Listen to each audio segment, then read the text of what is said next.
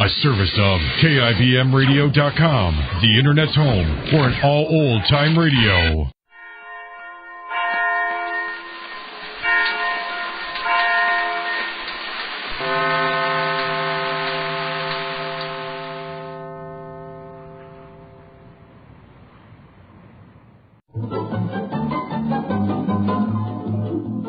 This is Nightline, your tie line to the world, and this is Walter O'Keefe.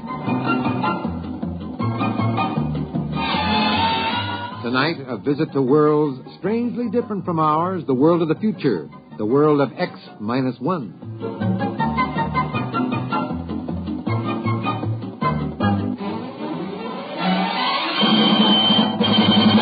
Now, here is the future, X-1. Countdown for blast off. X-5, 4, 3, 2, X-1, fire.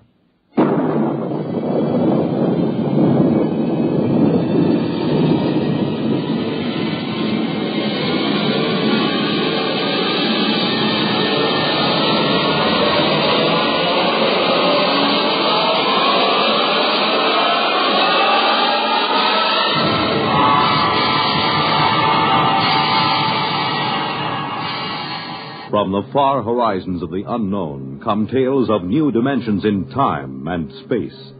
These are stories of the future, adventures in which you'll live in a million, could be years, on 1,000 maybe worlds. The National Broadcasting Company, in cooperation with Galaxy Science Fiction Magazine, presents X-1.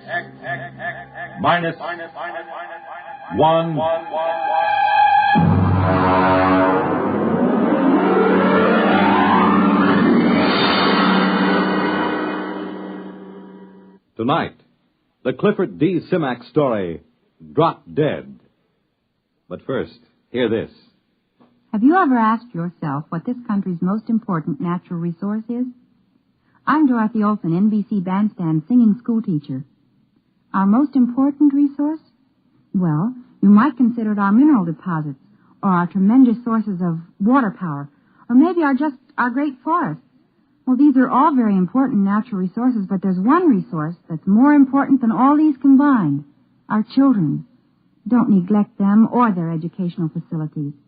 Poor schools breed inadequate citizens for tomorrow. And another thing, keep your youngsters in tip-top shape so that they won't miss important school days. Dress them against the weather so they won't catch needless winter colds. Check their wardrobe as they go back to school this fall to be sure that they have plenty of the right kind of clothing. Remember, our children are this nation's most important natural resource. It's your job to protect their future as they go back to school this fall.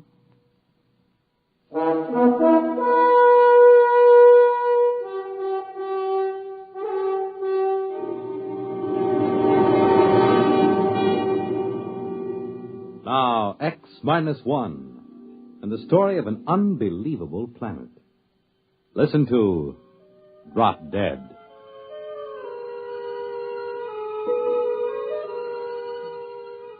Exactly 1 hour and 20 minutes after we sent the survey ship out on its tail, the critters showed up. Ordinarily, when you make a landing on an unknown planet, it takes at least a week for any life to come creeping out of hiding and sneak a look. But there they were, the critters. They were almost cow-sized, but not as graceful as a cow. Their bodies were put together as if every blessed one of them had run full tilt into a wall. Their hides were splashed with large squares of pastel colors, the kind of color one never finds on any self-respecting animal. Violet, pink, orange, chartreuse. The overall effect was in a checkerboard, made by an old lady who did crazy quilts.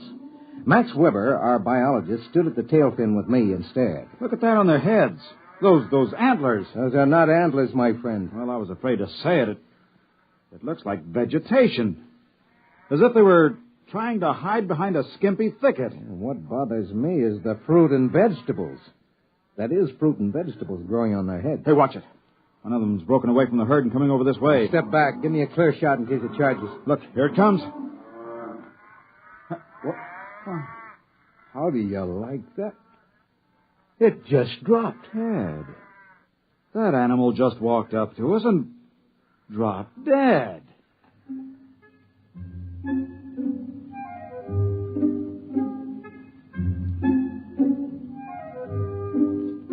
We left the critter lying where it fell and started to set up camp. Carl Parsons, our ecologist, had the stove together and the supper started before the last tent peg was driven. I dug out my diet kit and mixed up my formula, and all of them kidded me about it the way they always did. It didn't bother me. Their kidding was automatic, and I had automatic answers. I know ulcers must sound silly and archaic. You ask any medic, he'll tell you they don't happen anymore. But I have a riddled stomach and a special diet kit to prove that they sometimes do. After supper, Carl Parsons, the ecologist, Max, and I dragged the critter in and had a good look at it. Hey, look at this, Ed. This animal's got different colored blocks on it, just like a checkerboard. Look at this one. Holes. Yeah. Just like one of those peg sets a kid uses toys. Here, look what I found out of that. I'll poke it with my knife. There. Looks like a bee. Well, it is. On top of being a tomato bush and a grapevine, this critter is a walking beehive. Why couldn't they be something simple? Yeah, it never is. You know, this is a screwy place.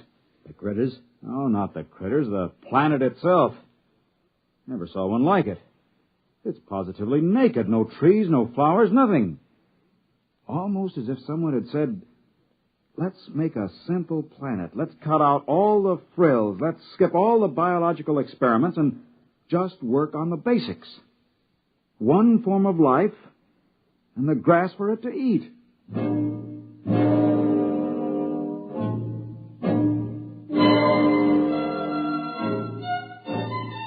We unshipped the experimental animals, the rats, the zartils from Centauri, and the pumpkins from Polaris. The pumpkins made an unholy racket because pumpkins are always hungry. You just can't give them enough to eat. You turn them loose and they eat themselves to death. We got them all unshipped and set up under a shed in rows when Max walked up to me thoughtfully, chewing on a toothpick the way he always did. Ed, there's something wrong. Well, what do you mean? There are no insects here. I wandered around, laid down in a dozen different places. Stands to reason a man should find some insects if he looked all morning. It is natural. What about the bees? What bees? Well, the ones that were in the critter. Didn't you see any? No, I didn't get close to any critter herds. Birds? Not a one. Oh, I was wrong about the flowers. The grass is tiny flowers. For the bees to work on. Very neat, isn't it? I'm not so sure.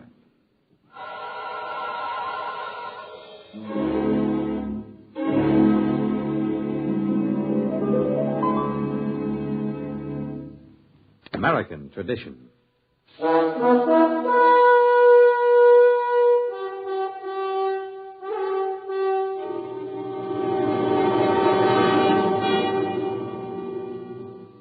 Now back to X-1 and the Clifford Simax story, Drop Dead.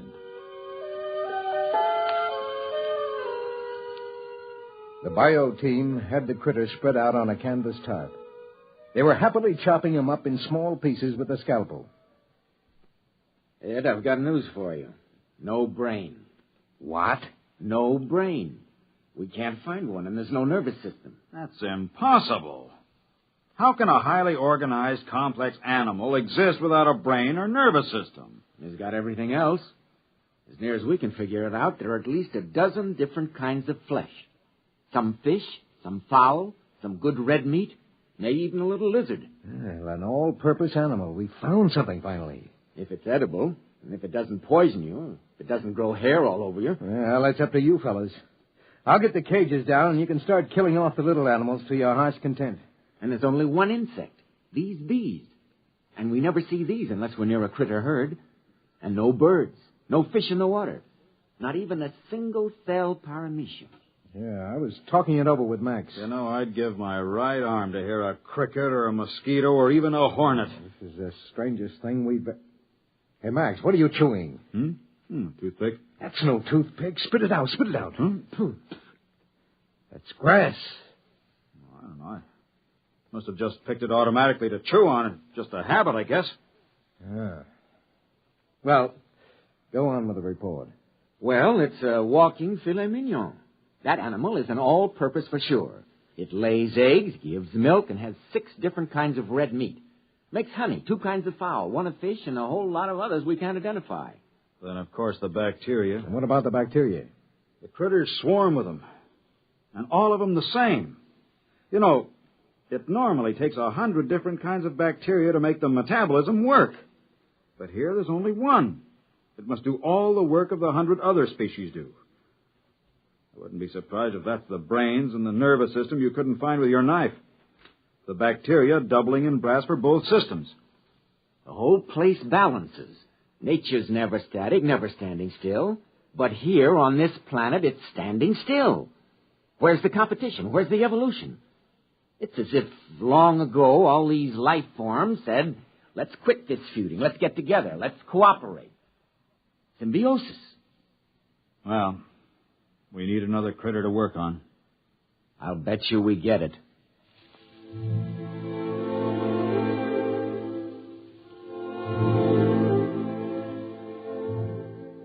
Luckily, Max didn't take Carl's bet. Right after breakfast, the critter came in and died with a savoir-faire that was positively marvelous. We unloaded all our supplies and got ready for a long stay. We were feeding all the experimental animals on a critter now. The carnivorous ones ate the critter meat, and the vegetarians chomped on critter fruit and critter vegetables. They all grew sleek and sassy. We were sitting around after supper one night when suddenly we heard something. Hey! What is it? Listen! Thunder. Listen! I think... All right, quick. Everybody up into the ship. What is it? A herd of critters. Look, you see the dust? They're coming this way in a stampede.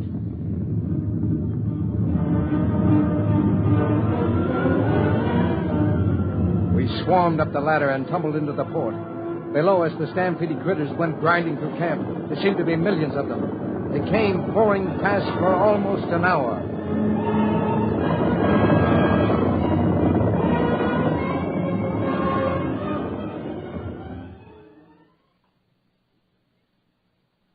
When it was all done, we came down and surveyed the damage. Well, the animals are safe. They were under the tail fins.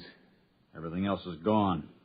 Tents carried away. Food supply is gone. How about the emergency rations in the ship? I had to move them down to the supply tent so they'd be handy. They're gone, dashed into the mud. Well, even if we lifted ship immediately, it's at least 7 weeks to the nearest contact point. And no rations. Well, gentlemen, I suggest you try on your bibs. There'll be steak for dinner. Steak? That's right. Steak or fowl or fish or honey, whichever you like. You mean eat critter? You got any other ideas? Well, for one time. Ed, I wish I had your ulcers. You've got your diet kit in your pack, right? Yeah. Well, let's get a good fire going and throw on a chunk of critter.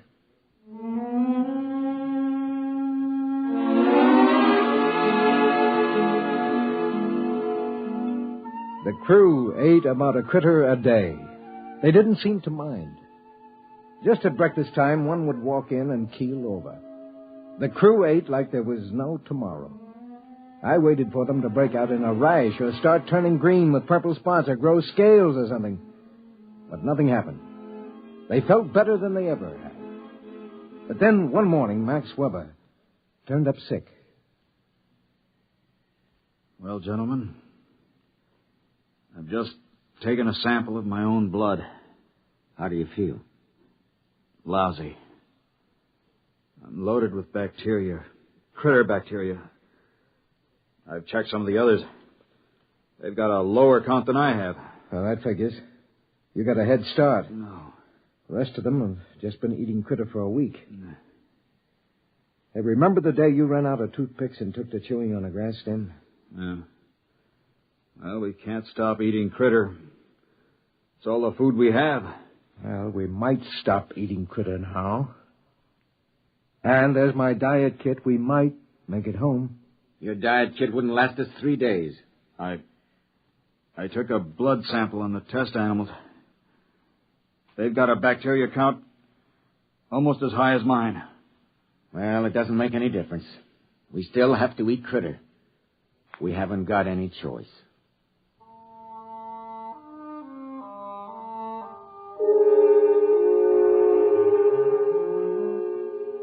That night, Weber disappeared.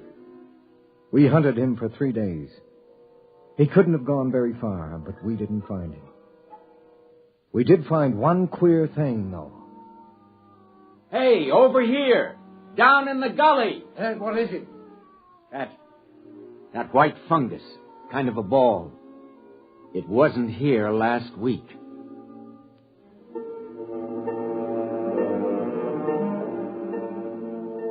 We couldn't find Weber. And then about 4 days later, Carl woke me up. Ed, get up. Get up. What's the matter? The animals, the test animals. They're insisting. They're turning into cocoons or chrysalis or something. What? All of the test animals, the guinea pigs, the dogs, they're turning into white fungus balls. Carl, the ball we found out in the field. Weber. Max Weber. It's got to be.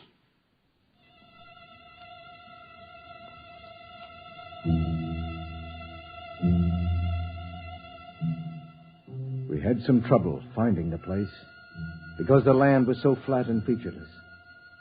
We finally located it just as dusk was setting in.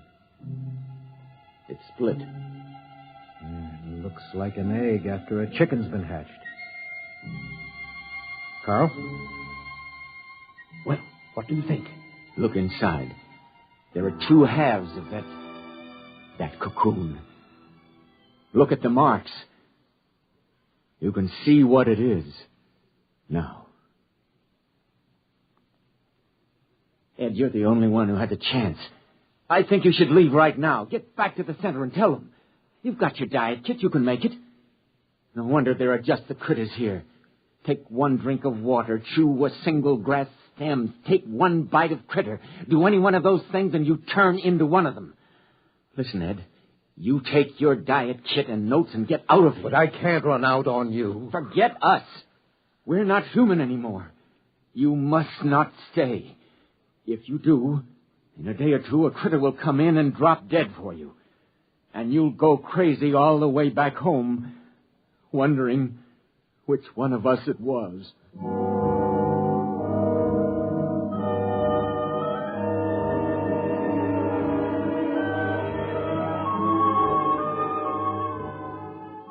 I walked slowly over to the ship, and I stood at the foot of the ladder, holding the notes and the diet kit against my chest. I thought of all the things we'd been through together. The crew, how they'd always kidded me about the diet kit. I thought of almost 10 years eating that awful goo, and that I could never eat like a normal human because of my ulcerated stomach. Maybe they were the lucky ones, I told myself. If a man got turned into a critter, he'd probably come out with a whole stomach and never worry about how much or what he ate. The critters never ate anything except the grass. But maybe, I thought, that grass tasted just as good to them as steak or a pumpkin pie would taste to me. So I stood there for a while and I thought about it. Ed, what are you doing back here? Carl, I just took that diet kit and threw it out into the waste disposal unit. What are you talking about? My friend, I am very hungry. What have you got for supper?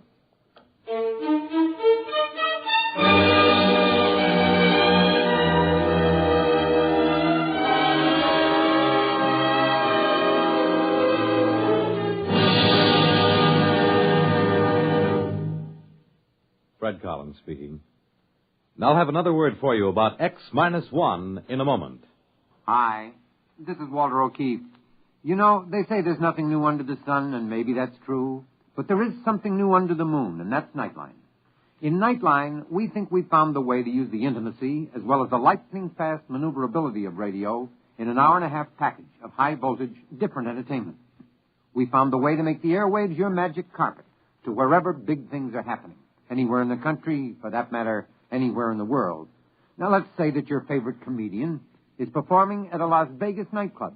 He's packing them in. And you've really got to have connections to get a table. Well, Nightline is that connection. And your radio is your ringside table. More things than you'd believe are happening in the so-called still of the night. And Nightline is your line to exciting entertainment after dark. My feeling is Nightline marks a new era in nighttime entertainment. Tune us in every Tuesday, Wednesday, and Thursday, and you'll hear what I mean. You have just heard X-1, presented by the National Broadcasting Company in cooperation with Galaxy Science Fiction Magazine, which this month features Double Indemnity by Robert Sheckley. To commit the perfect crime, all Barthold needed was centuries in which to plan it and execute it, and an insurance policy with Double Indemnity. Galaxy Magazine on your newsstand today. Tonight, X-1 has brought you Drop Dead, a story written by Clifford D. Simak and adapted for radio by Ernest Kenoy. Featured in our cast were Lawson Zerbe as Ed, Ralph Camargo as Max Weber, and Joseph Bell as Carl Parsons. Your announcer, Fred Collins. X-1 was directed by George Voutsas and is an NBC Radio Network production.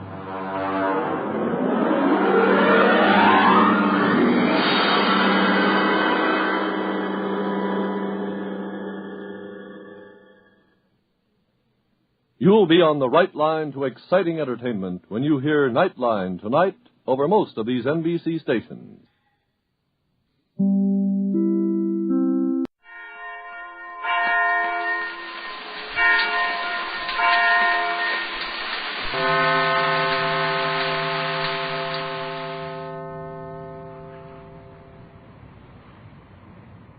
There is one thing that Jerry and Joan may be quite sure of on the magic island of Euclidia.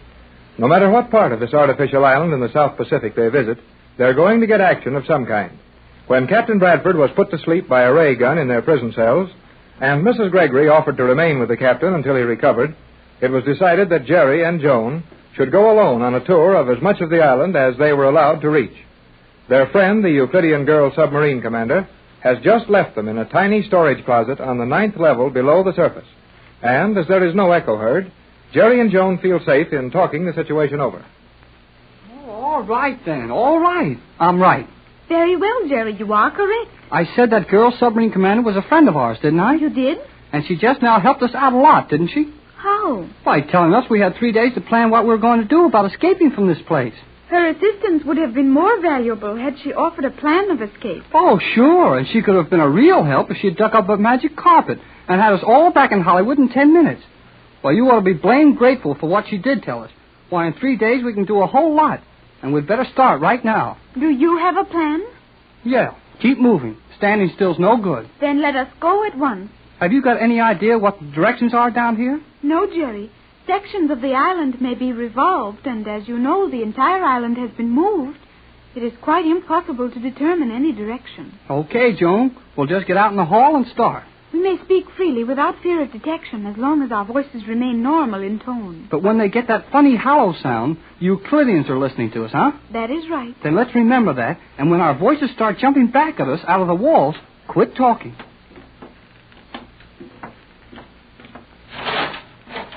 This is not the door through which we entered this room. Huh? Not the same door? No. We entered through that door. Then where does... Hey, this room has a door on every wall. There are many rooms with a door in each wall. We must use care in our choice of a corridor through which to continue our search. Yeah, just a little harder than finding a camel in a needle. Every one of these blame halls look just alike, and you know it. They're all shining steel tunnels, so we haven't got any choice. But if you say this is a different door from the one we came in, then let's go this way. We may as well. To retrace our former course would only take us back to the cells occupied by Mother and the Captain. Precisely. Jerry Hall. You do not like that word. Why do you use it? Well, just to get your goat. How many times must I remind you that I have no goat? Never mind flying off the handle every time I open my mouth. Let's get busy.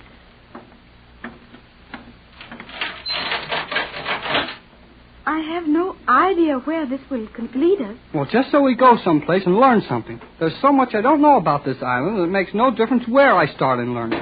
Hey, ouch! Jerry, did you hurt yourself? No, I didn't hurt myself, but this whatever it is here sure didn't do me any good.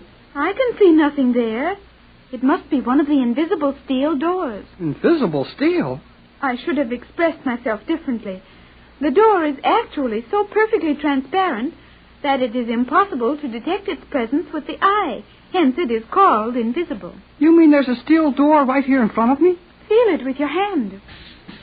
Well, golly whiskers. That stuff is clearer than glass. I can see the whole corridor through it, and it's still as strong as steel. Euclidia is a place of wonders to those who are not accustomed to it. You've been here 14 years, and you get plenty of surprises, I notice. I was not attempting to appear superior, Jerry. Okay, just so you don't. Remember what I told you. The higher they are, the harder they fall. Who will fall from what? Oh, skip it. And let's get around the other side of this invisible door and see what goes on there. Oh, all these blame hallways look just alike to me. We do not know where we are going. Nope, but we're on our way. Why are you walking with your arm out before you? Well, so if I meet another of those funny steel doors, I'll bump my hand instead of my nose. This is most unusual, Jerry. Huh? What is? That we should be allowed to walk around so freely in these lower corridors. Some of the most carefully guarded secrets on the island are contained in these lower levels. Well, I sure haven't seen anything yet that I'd run home and tell about. Perhaps we haven't tried the proper doors. Well, we'll keep on trying them until somebody stops us. And here's where we try another one. Right now. You are very careless in your method of striking these doors. They won't bite, will they? Some of them are electrified. Hey, fine time to tell me that, after letting me open 2 of them with my bare hands. Well, what do you do with these things? I would suggest that you press against the door with your shoe. Yeah, maybe you're right. It does not open. I discovered that for myself. This door you must pull toward yourself. The small opening near the bottom will suffice. Use the toe of your shoe. You do see things at that, don't you? On Euclidia, our power... I know. But let's go on hunting places to learn things. Hey, Joan, did you notice that? While the door was open, the communication channels were active. Yeah, and somebody heard what we said. But we said nothing while the door was open. Then somebody heard nothing, which is swell. But how about that echoing noise? Doesn't that mean the opening of that door was registered on some of their instruments? Presumably. But it may be some time before the graphs are calibrated and readings noted. The scientists are occupied otherwise. I think our progress is not being followed. Well, let's go some more then, and I hope you're right. We should now be nearing the center of the island. Center? It can't be. This thing is 1,000 feet across, isn't it? The main portion is 600, roughly. Actually, the diameter of the central section is exactly 1/10 of a nautical mile, or 608 feet. Well, I know we haven't walked any 300 feet since we left the confinement cells. Agreed. However, I think the cells are not on the extreme outer ring of the island. Furthermore, the narrowing curvature of these walls would indicate our progress toward the center. Looks like you're right. But what do we find when we hit the center? The central control elevator is the axis of Euclidia. Well, then maybe we can get up in that elevator shaft and see what's going on in some of the other levels. It will not be so simple, I think. While I am not familiar with this level, it is only logical to suppose that we will find various chambers arranged around the elevator shaft. And maybe somebody in those chambers won't like the idea of our touring around. Precisely. Oh, undoubtedly. Well, if we're near the center, we'll soon find out, because here comes another door. Jerry, the door is not coming. Well, we're coming to the door. What's the difference? A great deal. If the door were moving toward us... All right. I'm sorry I started it, but here is the door. We should proceed with more than usual care now. I know it. But how am I going to do anything about it? The door and walls will be soundproofed. It would do no good to listen at the door. That's what I was afraid of. Yet I fear that something we will regret will follow the opening of that door. What, for instance? I do not know. Sure, you're a help. If you were clever enough to ridicule me, you would not need my help. Well, you win. Let's go on in. But we may be in danger. We are in that anyhow. And we've got to do everything we can to get your mother and Tex and ourselves out of this. Now, you stand over to one side, and if any ray guns or tricks are waiting to jump out at us, it won't hit both of us, and you can run back to the others. I would not run away and leave you, Jerry. You'd better, but maybe nothing will happen. Here I go. Hey, Joan, look at that. I have not seen him for years. I had forgotten he existed. I think we may safely stand and watch him for a moment. Well, keep your voice down. The old guy will hear you. But he is quite deaf. Deaf? Yes, deaf. You don't mean deaf, do you? I said deaf, and I mean deaf. totally lacking in the sense of hearing. Oh, I know what deaf means, all right, but I don't see how he could be deaf. You do not know that man, do you, Jerry? Never saw the funny old guy before. Then you are in no position to judge as to whether or not he is deaf. Look, Joan, that old guy is tapping on glasses of water with that little steel rod, isn't he? He is? Well, I've seen him do things like that on the stage, and they were always making noises or playing tunes with those glasses. This old man is doing much the same thing. He is making musical notes. Just what I thought. And he acts like he was pretty busy at it, too.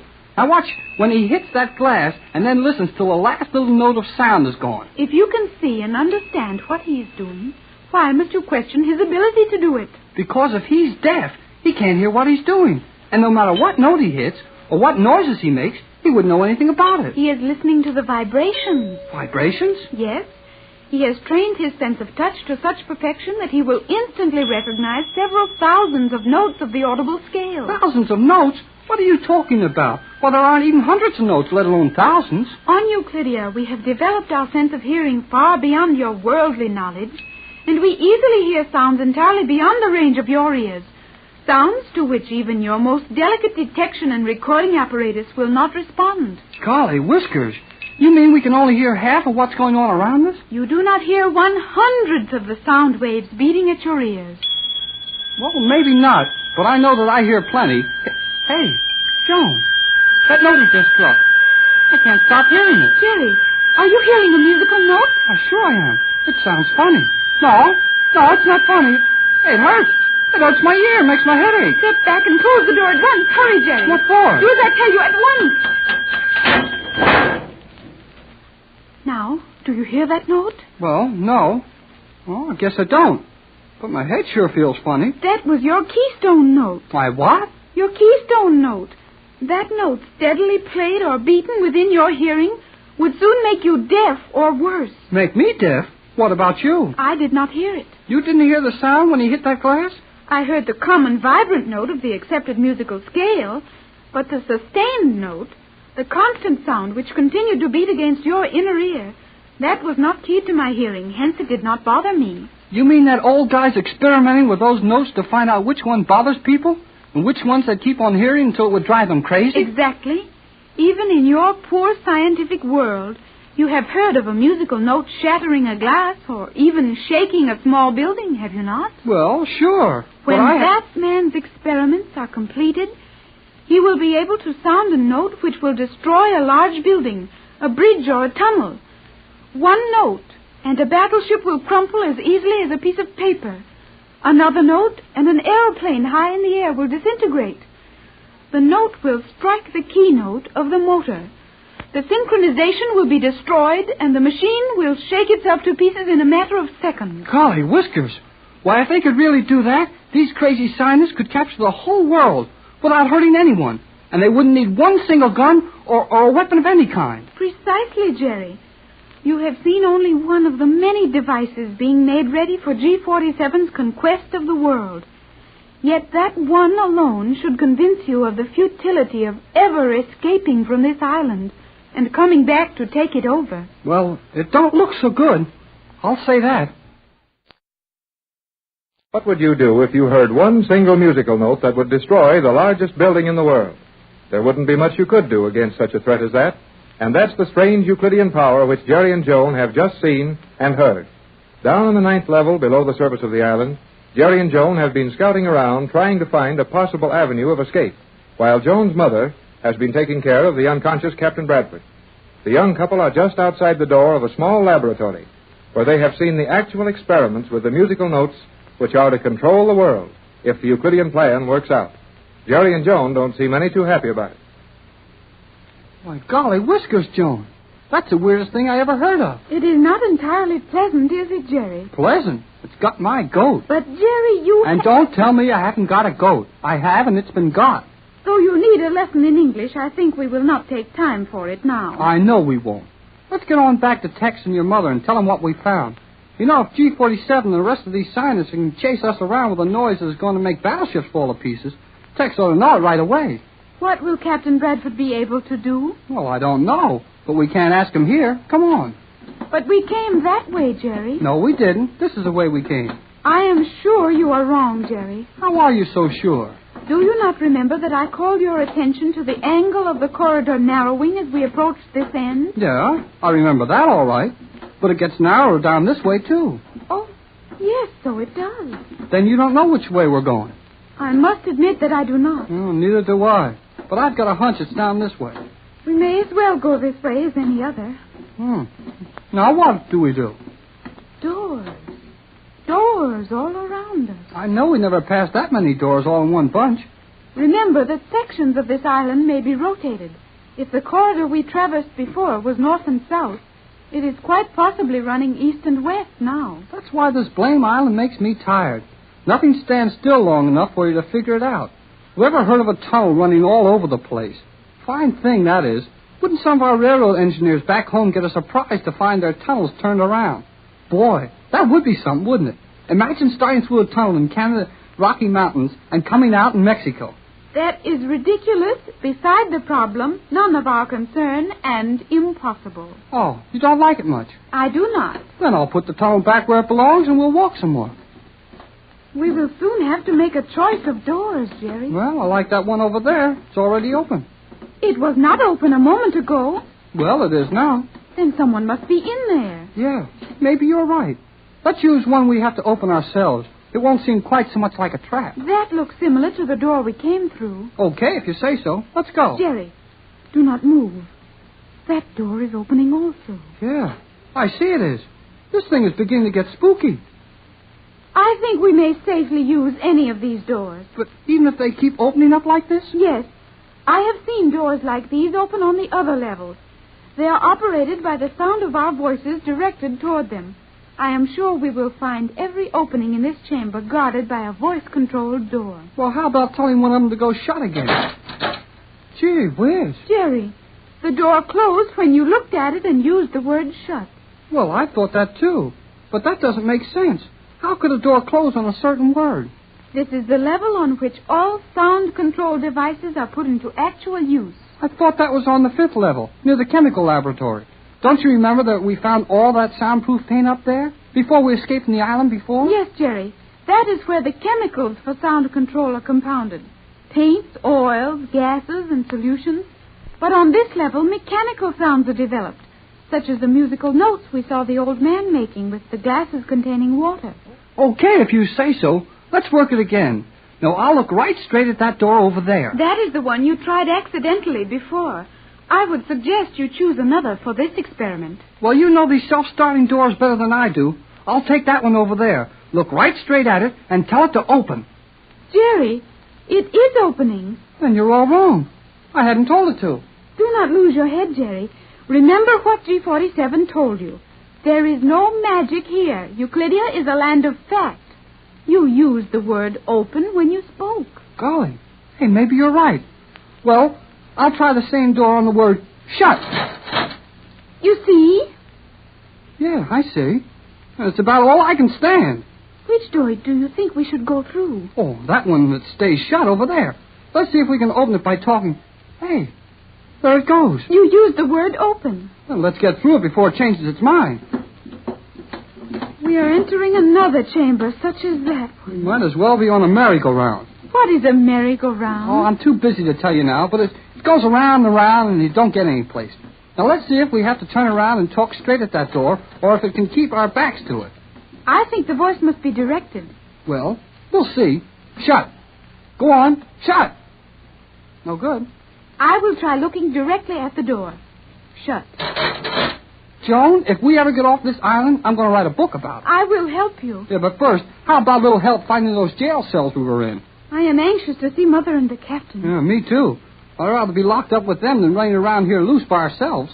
Are you afraid, Jerry? No, but I could be mighty easy. Hey, where did that come from? Another door closed. Well, let's open one. Open. Open. Open. You must direct your voice at the door. I did. Well, I'll try another one. This one right here. Open. Open. Hey, open. That is most unusual. Yeah, it's also not so good. Maybe I can open one by hand.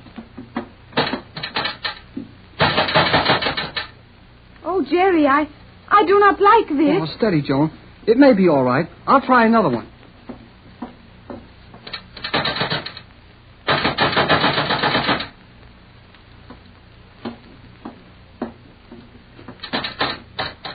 Jerry, we are prisoners in this room. All the doors are closed against us. Well, it looks that way, Joan, but we'll have to keep trying.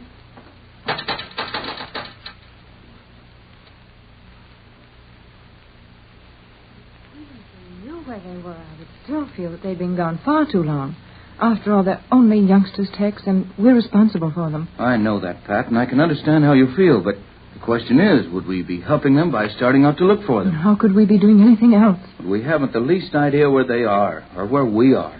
And if we go out looking for them and miss them, what are they going to think when we aren't here when they get back? Yes, I suppose you're right, Tex. But you're not able to start out walking just after recovering from that sleep-producing ray? But I can't sit here much longer. Well, I suppose we'll help them just as much by moving as by sitting still. They're no more afraid of this place than we are. Let's go, Pat. Oh, are you sure you're equal to it, dear? I'm equal to anything when you're concerned, Pat. You always have been. And I haven't been very appreciative lately. But one of these days, when this is all over... I know, Pat, and don't worry about that now. The most important thing is to find those kids and get ourselves organized around here. You're quite sure it won't be too much for you? Oh, I'm all right. That ray gun didn't do anything but put me to sleep. Maybe a little dopey for a while, but if you do the thinking, I can at least tag along behind you. Have you any idea where we are? Not the slightest. Joan said she thought we were on the 9th level. But as to what side of the island or where we go from here, I can't even make a good guess. Well, at least we know we can find the elevator if we return the same way we were brought in here. Yeah, if we can remember how we came. Now, if we can open this door without getting put to sleep again... Jerry and Joan went out without trouble. Joan's theory was that the ray gun had been set to fire only one shot when the door was opened, predicated on the belief that one shot would discourage any further attempts to leave. Well, let's hope she was right. How about that water? Well, the corridor was dry when they left. Okay, then here goes. Well, nothing happens. Here we go. It isn't going to be very easy to find our way. These walls and doors look exactly alike in every direction. Yes, and they're all made of that transparent steel, with us on the wrong side of them to see anything. And most likely every move we make is being watched and every word overheard. I don't think so. Joan said she was sure G47 and all his men were busy trying to figure out how to move this island without disturbing the surface of the water so much. And I suppose her judgment is better than ours where this mad place is concerned. Yeah, it should be. Well, now where do we go? Probably doesn't make much difference. I imagine we'll have to continue looking everywhere until we find them. Well, this door looks as good as any other. Well, shouldn't you listen before you open it? Wouldn't do any good. They're soundproof. No matter where we are on this island, the story is always the same. No chance to protect ourselves. Just stumble along blindly, trusting to luck. Seems to be about all we can do, all right. We might as well get at it.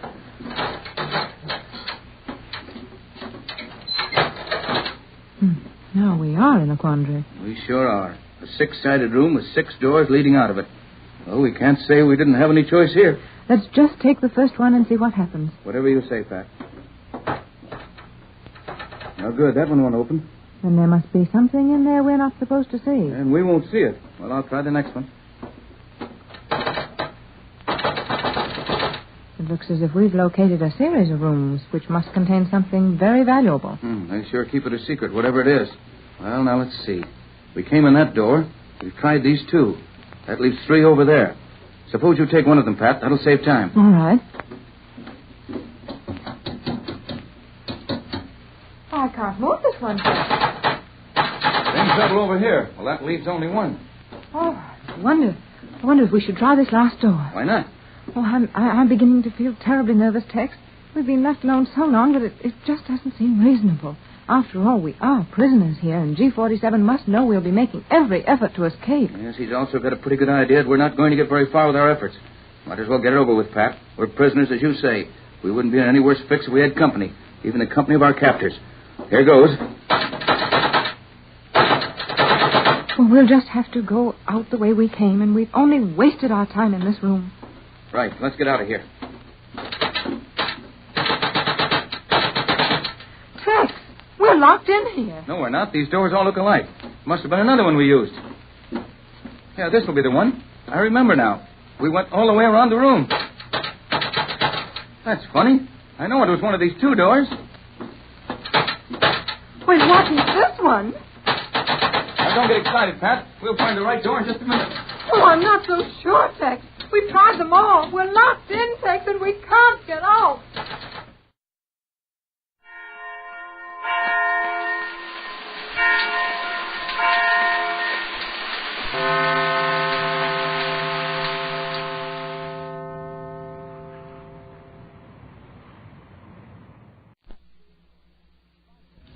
Exploring Tomorrow.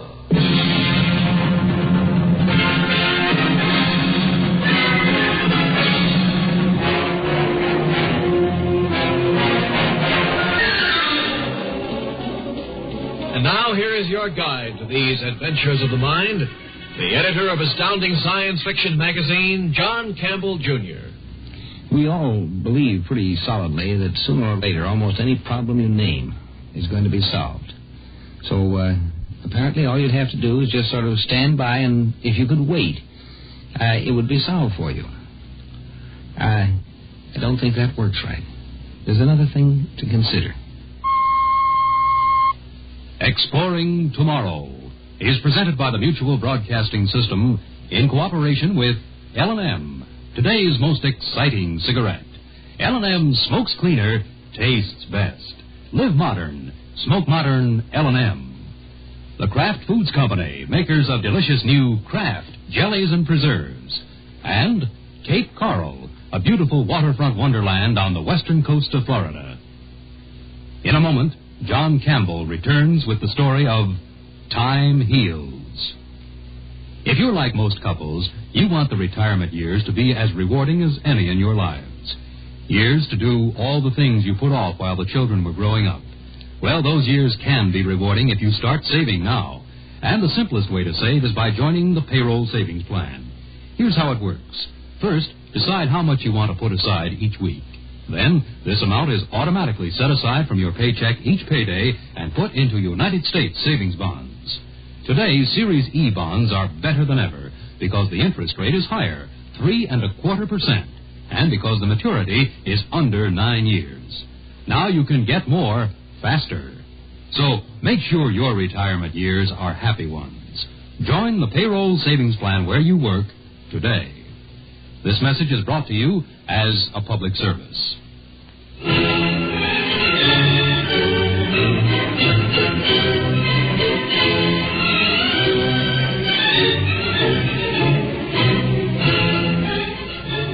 Animals have trouble when it's cold. Of course, they grow warm fur. Human beings have gotten around the problem of having to grow that fur and not being able to get rid of it in the hot weather by using clothes instead. Now, that solved that problem very neatly. Of course, it did bring in the different problem of having to make clothes, and having to figure out ways of raising cotton or wool. You know, when you do solve a problem, sometimes it involves setting up a complex thing to make the solution, and that may be a tougher problem than the problem you started with. Let's consider a fellow who tries walking out of time when he has a problem. Our last night together. Oh, I don't know, Dorothy. Not necessarily. I might come out of that time field a year from now. Or 50 years from now, when I'm old and tired and ugly, and you'll still be young. No, I think I'd rather you waited at least a century. The traditional period in Elf Hill, I believe. But, Jim, let's stop pretending to be so calm and gallant. There are only the two of us here. Let's just curse our luck for the vile thing it is. There's also the champagne here. Mustn't shock the champagne. I'll open the next bottle. Oh, but you have to be flip every minute, even now. Tomorrow you won't be Jim Hart, bright young advertising executive, wit wolf, an idol of Manhattan's more high-priced intelligentsia. Tomorrow you'll be frozen in a block of frozen time. Can't you let down the mask just for tonight? But you see, my dear, there is no mask. This is me. I dare not admit anything else. I'll get that champagne. Oh, forgive my choice of music. Childish, perhaps, under the circumstances, but I'm entitled to a little melodrama, am I not? After all, this is literally a life and death proposition for me.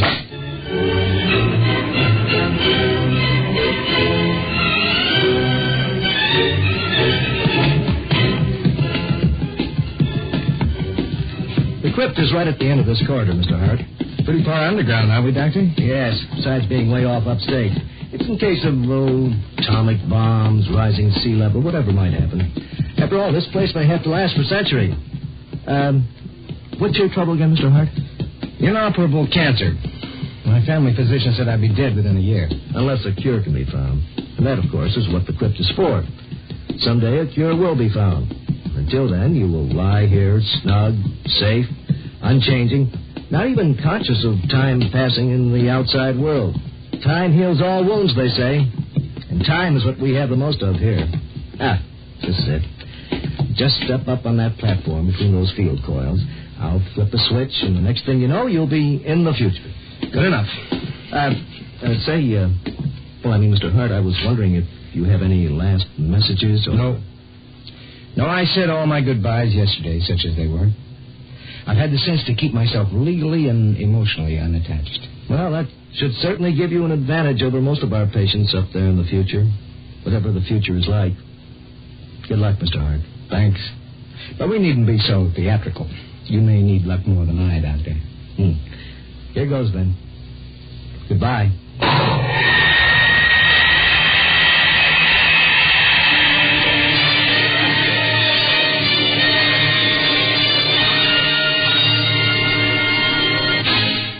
Exploring Tomorrow continues in just a moment. Hello, everybody. This is Bill Stern, and I'd like to tell you about a tropical paradise where living is so easy that I intend to settle down and stay there for the rest of my life. The name of my dream city is Cape Coral on the unspoiled western coast of Florida. Just picture 2,000 acres of high, dry pine and palm land honeycombed with 50 miles of navigable waterways just teeming with fish they write books about. Boating and fishing facilities, private country club and yacht anchorage, a planned 18-hole golf course, tennis courts, and many other luxuries. You can buy a large 80 by 125-foot home site for only $990. Only $20 down and $20 a month and live here like a king on a retirement budget, or purchase now for possible profitable resale later. The complete Cape Coral story has been compiled for you in easy-to-read literature. It's yours free of charge. A postcard's all you need. Send it to me, Bill Stern. So long for now. I'll be seeing you at Cape Coral, Florida. To get your free literature, write Bill Stern, Cape Coral, Post Office Box 230, New York 18, New York.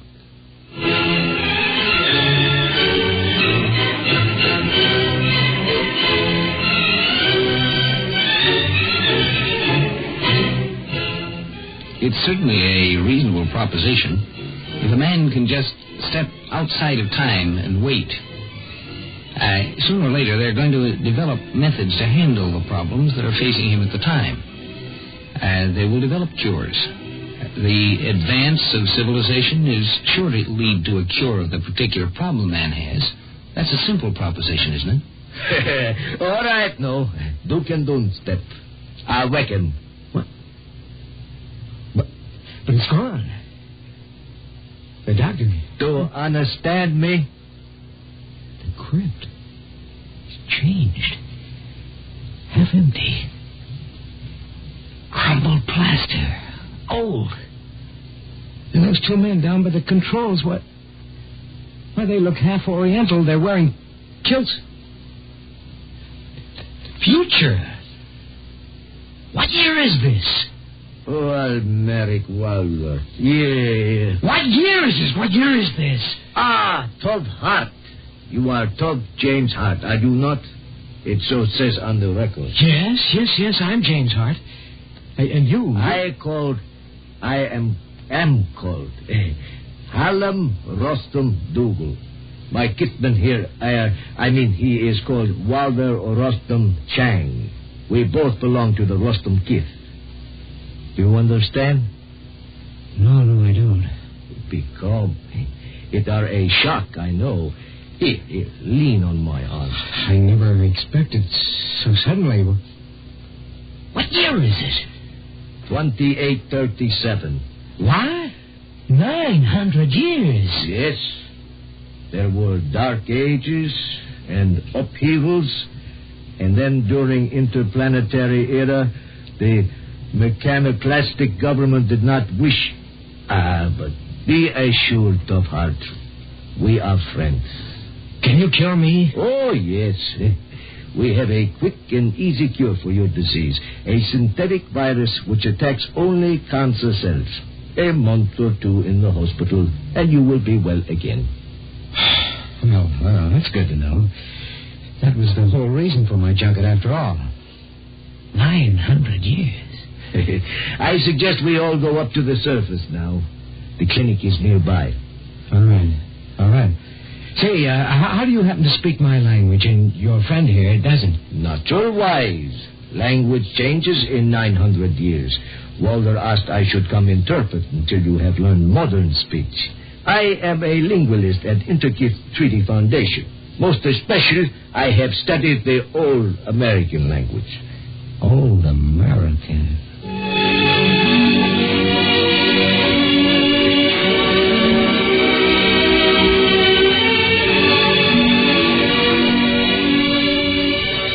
Good morning, Tougheart. I am your new nurse. Well, hello there.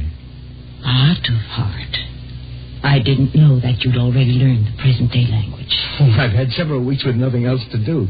Sheer desperation drove me to study it. You must relax to get well. You know, good sir. Oh, sure. Sunshine, fresh air, books, music, that's it. That's all I've seen. You don't even show television programs. It was decided by the philosophic treaty 100 years ago that the unity of the family, and hence the kiss, was impaired by external entertainment. I've heard that sort of thing a million times. I'm sick of it. I can't even get a smoke in this dump. Smoke? Tobacco, nicotine. Puff, puff, puff, puff, puff. Oh. A chemipotent aerosol. No, I'm afraid, sir, that the biotech machine has not prescribed it for your case. Oh, never mind. Well, at least you're a new face around here and a remarkably, pretty one. What's your name? I can't see that that's relevant, sir. Of course it is. My public name is Sarah Olaf Brona. Oh, don't be so stiff and formal. Come over here. Sit down. I won't bite. Not very hard, anyway.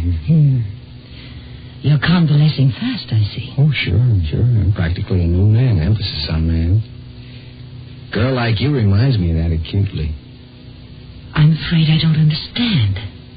Your usage is semantically empty. Boy. Look, darling. Look, I want to get better acquainted, that's all. I'm lonesome. I shall consult the psychotechnic files, and if there's anyone registered with a compatible individuality, I will ask him to come discuss with you. Discuss with me? Well, thanks. That'll be just great.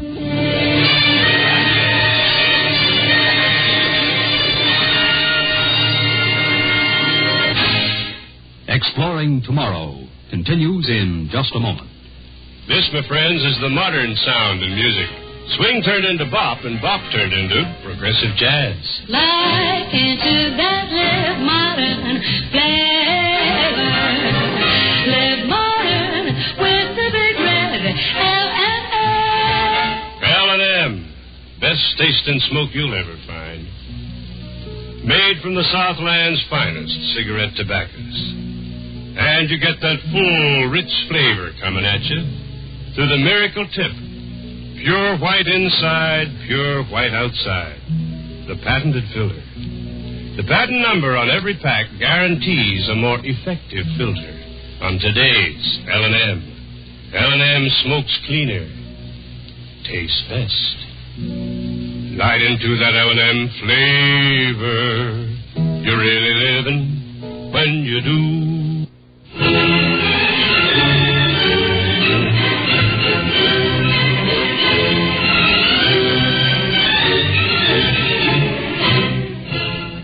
Yes, it's a simple proposition that if you just wait around, they'll find a cure for your problem. The trouble with the proposition is that it's a little too simple.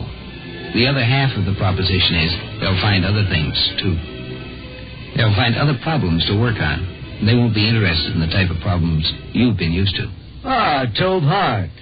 It is a pleasure to see you well again. Please honor me by accepting a seat. Well, thanks, but you wouldn't have anything I could really sit on, would you? I mean, I can't get used to this hard, low-legged stuff you call furniture nowadays. Oh, my apologies, sir. I imagine one does need a lifetime to become habituated to a complex of postures.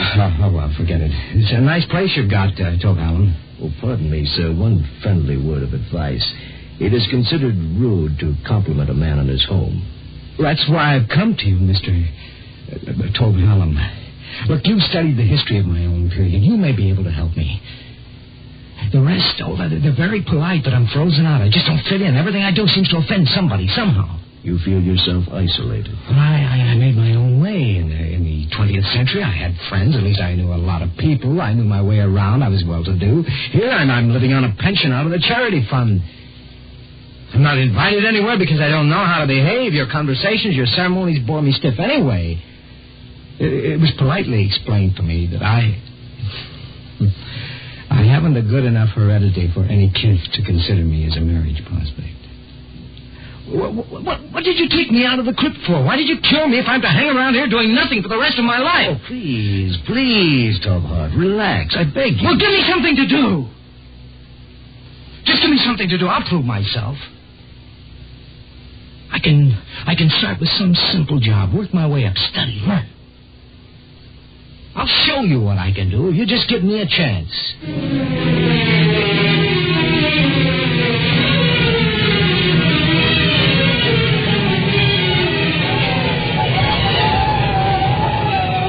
From the weather station.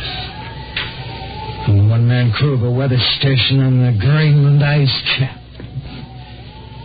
Supply rocket once a month, and I give them all my reports. They try to make conversation. Well, what is there to talk about? All the snow I've been looking at.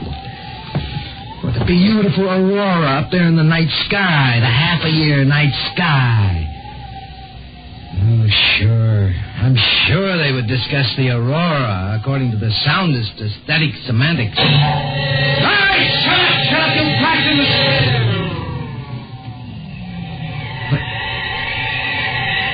They're dead.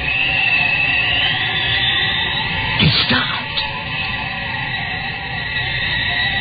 Do you hear me? How much do all the machines in this place do anyway? How much do they know? I'm one little man among 1,000 machines. How can I tell what they're thinking in those steel-brained cases? All I can do is copy numbers off their dials onto a printed form. Well, why isn't there a machine to do that, too? Why am I here at all? Charity, sure, make work. Where's that bottle? At least they have the decency to leave me some bottles. Here, I know I left it here.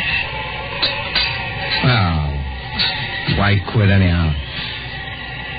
Here's a snug home, ample food, books, plenty to read, plenty to drink. Man, I got a maid. There's even a pretty good ten-ouser tape here somewhere. Oh, it's only 10-ouser. Only no green leaves will ever spring out of me. I'll say it in German. Sure. Dead language. English is a dead language, too. I'm a dead language. Well, that's the way the civilization crumbles. Drink up, Dorothy. Here's to us.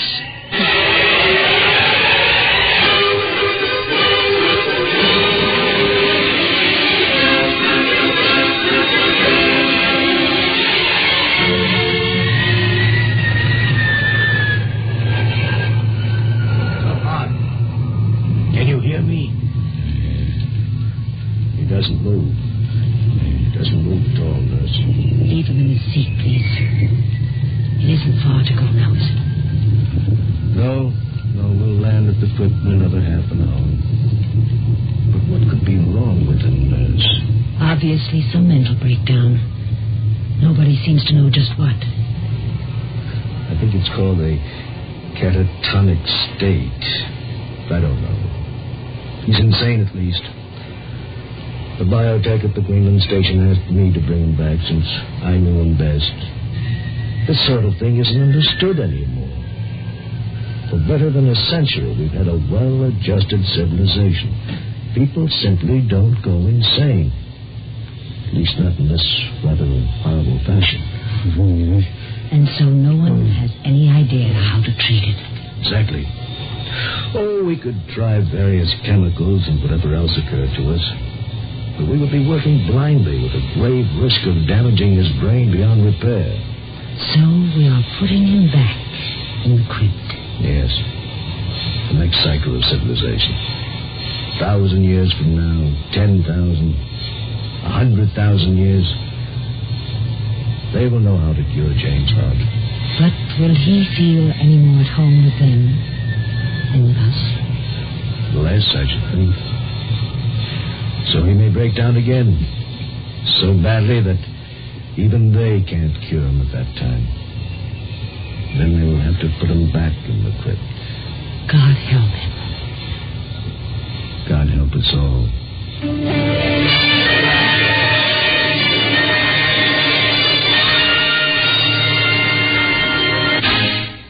John Campbell returns in just a moment.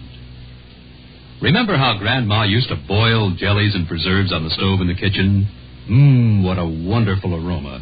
But you know that wonderful aroma was really flavor boiling away.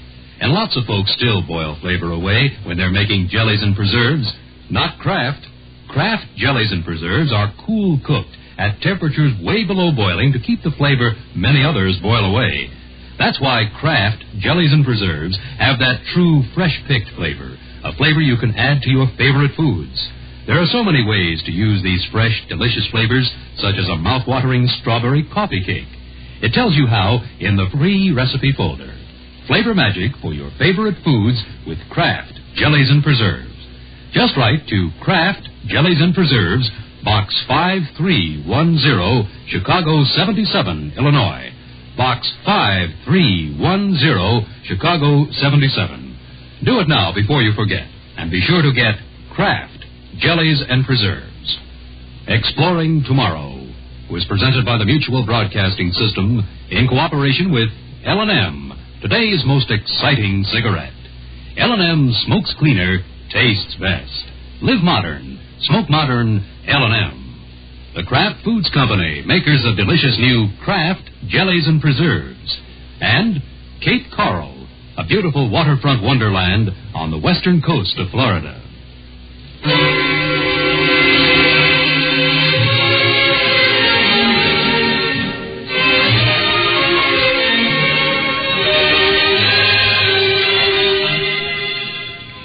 Yes, as time goes by, things do change, but the fundamental things apply.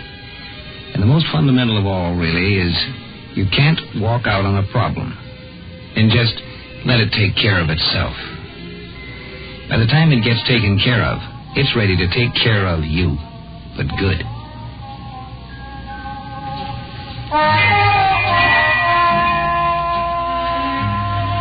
Join us each Wednesday and Friday night for a fascinating adventure in Exploring Tomorrow. Heard in our cast tonight were Lawson Zerbe, Connie Lembeck, and Sam Gray. Script was by Paul Anderson. Produced and directed by Sanford Marshall here in New York.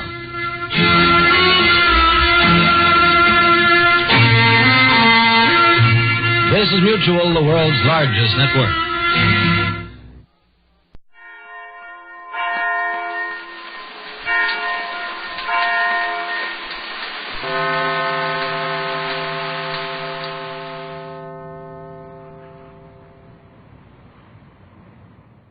Presenting the transcription feature, Superman. Up in the sky! Look! It's a bird! It's a plane! It's Superman! And now, Superman, strange visitor from the planet Krypton, who came to Earth with powers and abilities far beyond those of mortal men, and who, disguised as Clark Kent, reporter for a great metropolitan newspaper, fights a never-ending battle against crime and injustice. Held fast in the crushing grip of a mighty storm, the Clara M., last of the clipper ships, bound round the world with Clark Kent and Jimmy Olsen aboard, fights vainly on. Meanwhile, Kent, as Superman, has returned to Metropolis, 200 miles away, to investigate certain strange things which have happened aboard ship. In our last episode, we heard how the anchor cable slipped, permitting the anchor to swing down to the side of the ship. As the Clara M. rolled from side to side in the towering seas, the heavy anchor crashed against her side, splintering the hull. When Captain Hawkins was badly injured in an effort to lash the anchor down, Teak Barnaby, the one-legged first mate, went overside to see what he could do. As the ship heeled sharply over, His wooden leg slipped into the hole made by the anchor in the side of the ship, and then... But wait, listen. His wooden leg stuck in the hole in the side of the ship, but that anchor starts swinging again. Barnaby's finished if it does. Saints above, we're heeling over again. Barnaby, look sharp, man. Don't get caught between the anchor and the side of the ship. I can't get loose. Can't move. Can't get my leg loose. The anchor is swinging away from the side of the ship again. Aye, and when we heel over, she'll crush Barnaby against the side of the ship. Look, there she comes. The anchor's crashing down on us. Mr. Barnaby, Mr. Barnaby. Barnaby. That's done it. He's finished. What do we do now? Try to haul him on board, I guess. All right, lads. Let go of that line. Listen, what's that? Sounds like Mr. Barnaby. Barnaby? Oh, Mr. Barnaby! Are you all right, sir? Am I all right? I need fish. Hold me aboard. Confound you. Hold me aboard. What is it? What did he say? His leg is smashed. Oh. All right, lads. Lay through on that line. We gotta get him back here on deck. Heave! Whoa! Heave! Whoa! Hold fast! Big wave coming! Hold fast!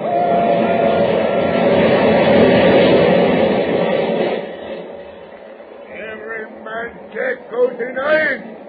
Let me dangle over south and drown with you. By the great hornful, I'll hang you off from the yard arms to help me hammer. We got you up as fast as we could, Mr. Barnaby. He'll haul me with that.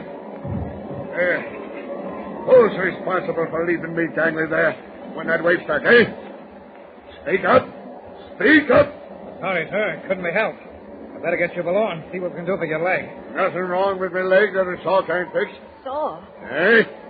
Get the saw off the broken part and spike a new piece onto it. But gosh, Mr. Barnaby, there's no surgeon aboard ship. Sergeant! What do I want with a surgeon? What I need is a ship carpenter.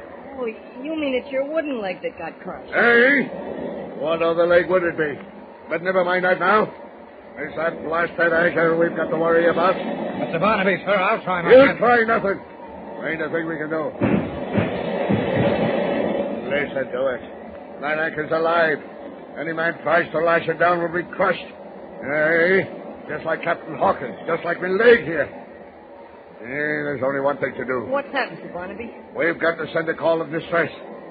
At the rate that anchor is crashing against the side, there'll be a hole in us big enough to sail a bargeon through in less than 10 minutes. Send a call of distress. Hey, blow me down. I laughed when I heard Captain Hawkins had installed a wireless room aboard ship. Had to by law, I understand. But he'll haul me for a landlubber if I ain't glad of it now. Mr. Barnaby! Mr. Barnaby! Hey, what is it? There's water pouring into the hold. Hey, that anchor's starting to do her work all right. Man the pumps. Man the pumps! Mr. Barnaby, have that call of distress. Hey, get to the wireless room and tell the operator to start sending it. Aye, sir. It'll do no good, I fear. No ship can reach us in time. Gosh, Mr. Barnaby, do you think we're going to... Hold fast. Oh, gosh, look at that wave coming. Up him! Up him! Just swamp us if you're not careful. Up helm and hold fast.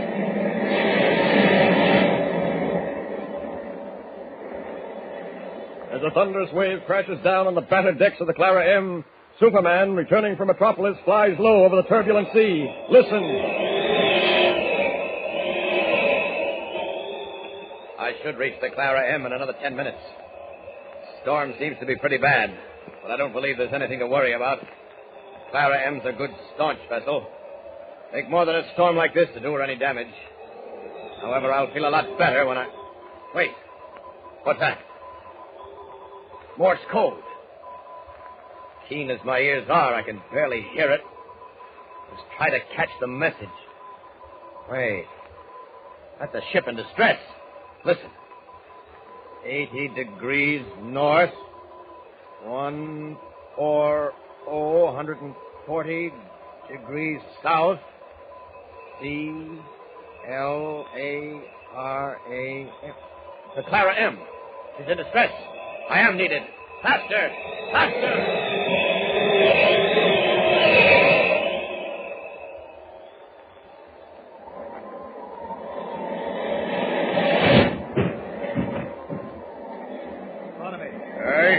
Sending a distress signal, sir. No responses yet. Well, I doubt it'll do any good anyway. That anchor's pounding us to splinters. Better man the boats to make ready to lower away. Aye, sir. Gosh, Mr. Barnaby, if things are that bad, I'd better try to find Mr. Kent. Mr. Kent can take care of himself, and you can't. You stay and splice to that main bridge till I say so. We can only get that anchor on deck, but we can't. Look, up there, coming through that cloud. What? See?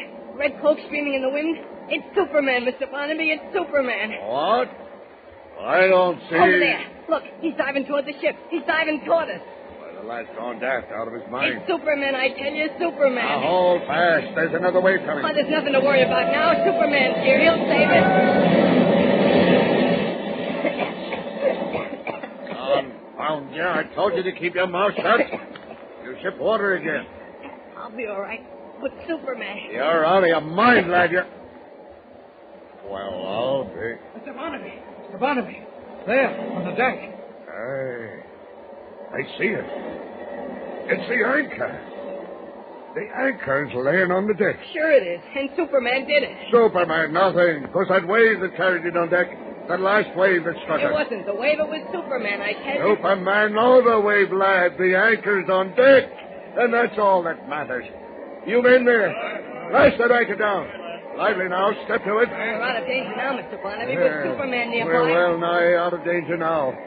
Without your so-called Superman. The carpenter and the last thing get at that hole in outside now without fear of the anchor crashing through at him. Are you there, Chips? Aye, Mr. Barnaby. You go below at once and start petting that out on the side. Good lads.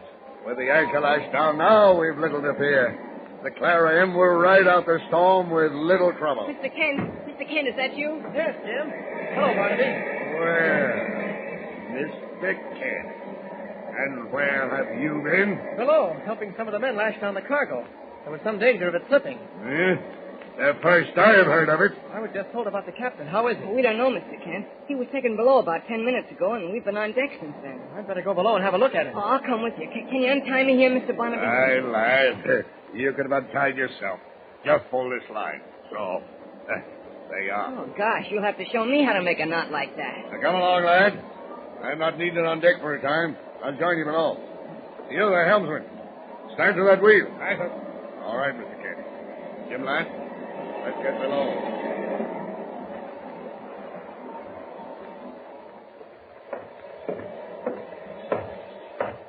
This is Captain Hawkins' cabin, Barnaby? Aye, Mr. Kent. Let's go in. Glad you come, Mr. Barnaby. Captain's thinking fast, sir. Well, let's have a look at him. Captain. Captain. Can you hear me? Bad business, this. Just a minute, Barnaby. I know a little something about these things. Pulse very low. Aspiration heavy. The anchor hit him a heavy but glancing blow, you say? Aye. He said something inside him was broken. Let's get that shirt off him. Give me a hand here, will you? Take it easy. Careful now. That's it. Gosh, look at that bruise on his chest. Yes, it looks bad. Well, how much do you know about doctoring, Mr. Kent? Not very much, but I'd at least be able to tell if any bones are... No, several of his ribs have been crushed, that's certain. Well, what's to be done? How far are we from the nearest port? Well, if you're thinking of getting him to a doctor, we'll never make it. I've seen men go before, Mr. Kent, and Captain Hawkins can't last much longer. Radio room reporting, sir. Eh? Made contact, sir, with the San Jose, South American liner bound for Caracas. She's 90 miles off Port Beam, but steering for us right now, sir. We won't need her. Radio back and tell her to go along and away. Wait a minute. Is there a doctor on board the San Jose? Well, more than likely, sir. She's a passenger liner. That won't do any good, Mr. Kent. By the time they reach us, and that'll be hours from now, the captain here will be gone. He hasn't got a chance. He's got a chance if we'll give it to him. What you meaning, Mr. Kent? No time to explain, Barnaby. You, Sparks, Jim, Barnaby. Here, give me a hand here. We've got to get Captain Hawkins into the radio room. Well, blow me down if I see what you... Mr. Kent, you're not meaning... I am, Barnaby. It's our only hope. We'll be taking a desperate chance, Barnaby, but with heaven's help, we'll pull through. What is Clark Kent planning to do? What is the desperate chance he plans to take? Be sure to hear the next thrilling episode of our story with Superman. Tune in the next thrilling installment of the transcription feature, Superman. Up in the sky. Look! It's a bird! It's a plane! It's Superman! Superman is a copyrighted feature appearing in Action Comics magazine. Presenting the transcription feature, Superman! Up in the sky. Look! It's a bird! It's a plane! It's Superman! And now, Superman, strange visitor from the planet Krypton, who came to Earth with powers and abilities far beyond those of mortal men, and who, disguised as Clark Kent, reporter for a great metropolitan newspaper, fights a never-ending battle against crime and injustice. Bound on a cruise around the world aboard the Clara M, last of the clipper ships, Clark Kent and Jimmy Olsen find themselves surrounded by many strange and baffling dangers. Several problems and mysterious riddles revolve in the mind of Clark Kent, but for the moment he has forgotten them because of a new peril which threatens Captain Hawkins. During a tremendous storm which still threatens the Clara M, Captain Hawkins was badly injured and now lies at the point of death. With no doctor aboard the Clara M and no chance of reaching one in time to save the captain, his condition is desperate indeed. But as our last episode ended, Clark Kent had an idea which... But wait. Our scene is now the radio room of the Clara M. 4 seamen, with Kent at their head, are carrying in the unconscious form of Captain Hawkins. Listen.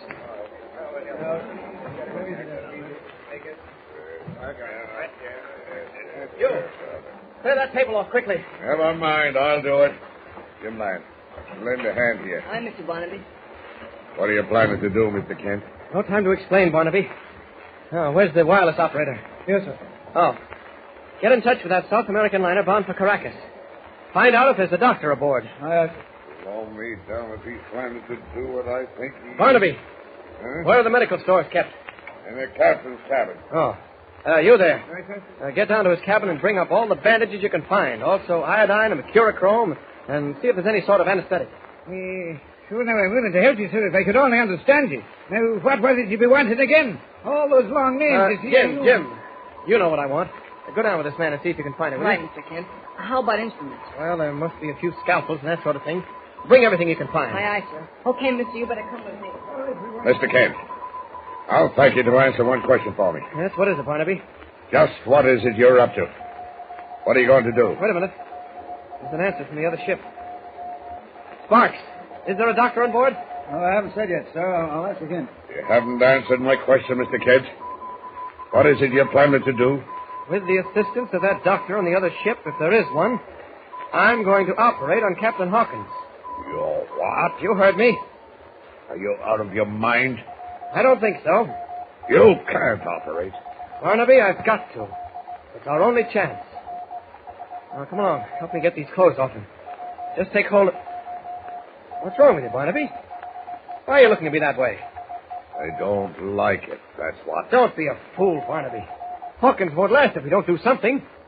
You think I'm anxious for this? It's the only chance we've got for saving him, and I've got to take it. That liner, the San Jose, is heading for us now. She'll reach us in 4 hours. Oh, he won't last that long. How do you know? For heaven's sake, Barnaby, look at him. Feel his pulse. I'm no doctor, neither are you. Lay one hand on him, Mr. Kent, and I... And what? And you'll pay for it.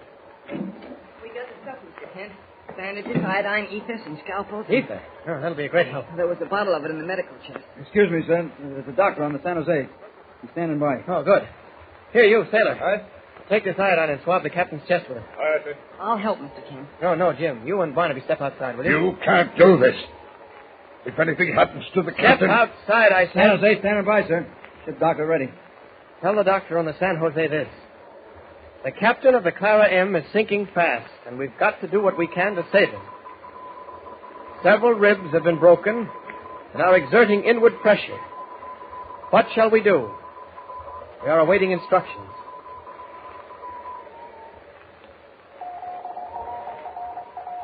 Huh? What does he say? An unusual situation, but understand fully. Can Captain possibly hold out till we reach you? Tell him no.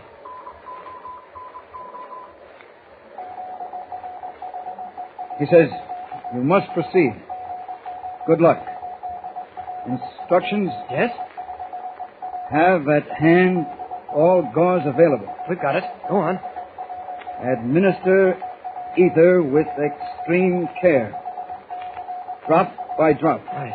Sailor, make a pad of gauze and place it over the captain's nose. I do. Barnaby, I told you to step outside. You too, Jimmy. I'll go. I want no hand in this. Come along, lad. You and me. We'll step outside. The doctor's message seems complete now, sir. All right. Read it to me. Slowly. Yes. I'm glad we're not in there, Mr. Barnaby. I'd rather not watch. Don't blame you, lad. It's a grave risk Mr. Kent's taking in there. A grave risk. I sure admire him. You know, it's funny, Mr. Kent seems such a quiet, shy sort, and I've seen him do things that take more nerve. It takes a strange kind of nerve to kill a man. What are you talking about? The captain might have a chance if we waited for that liner to reach us. He wouldn't have the ghost of a chance, and you know it. Mr. Kent's doing what he thinks is right. I only hope he's successful at it. He'd better be, that's all I say. If the captain don't pull through, I'll be master of the ship. Then you'll find Mr. Kent will pay for what he's about. Captain will pull through. He's got to. Gosh, I can't let myself think of what's going on in there, on that table. Me neither. Did I ever tell you the story, lad, of how I lost my leg? No. Not the real story, anyway. Well, it was like this.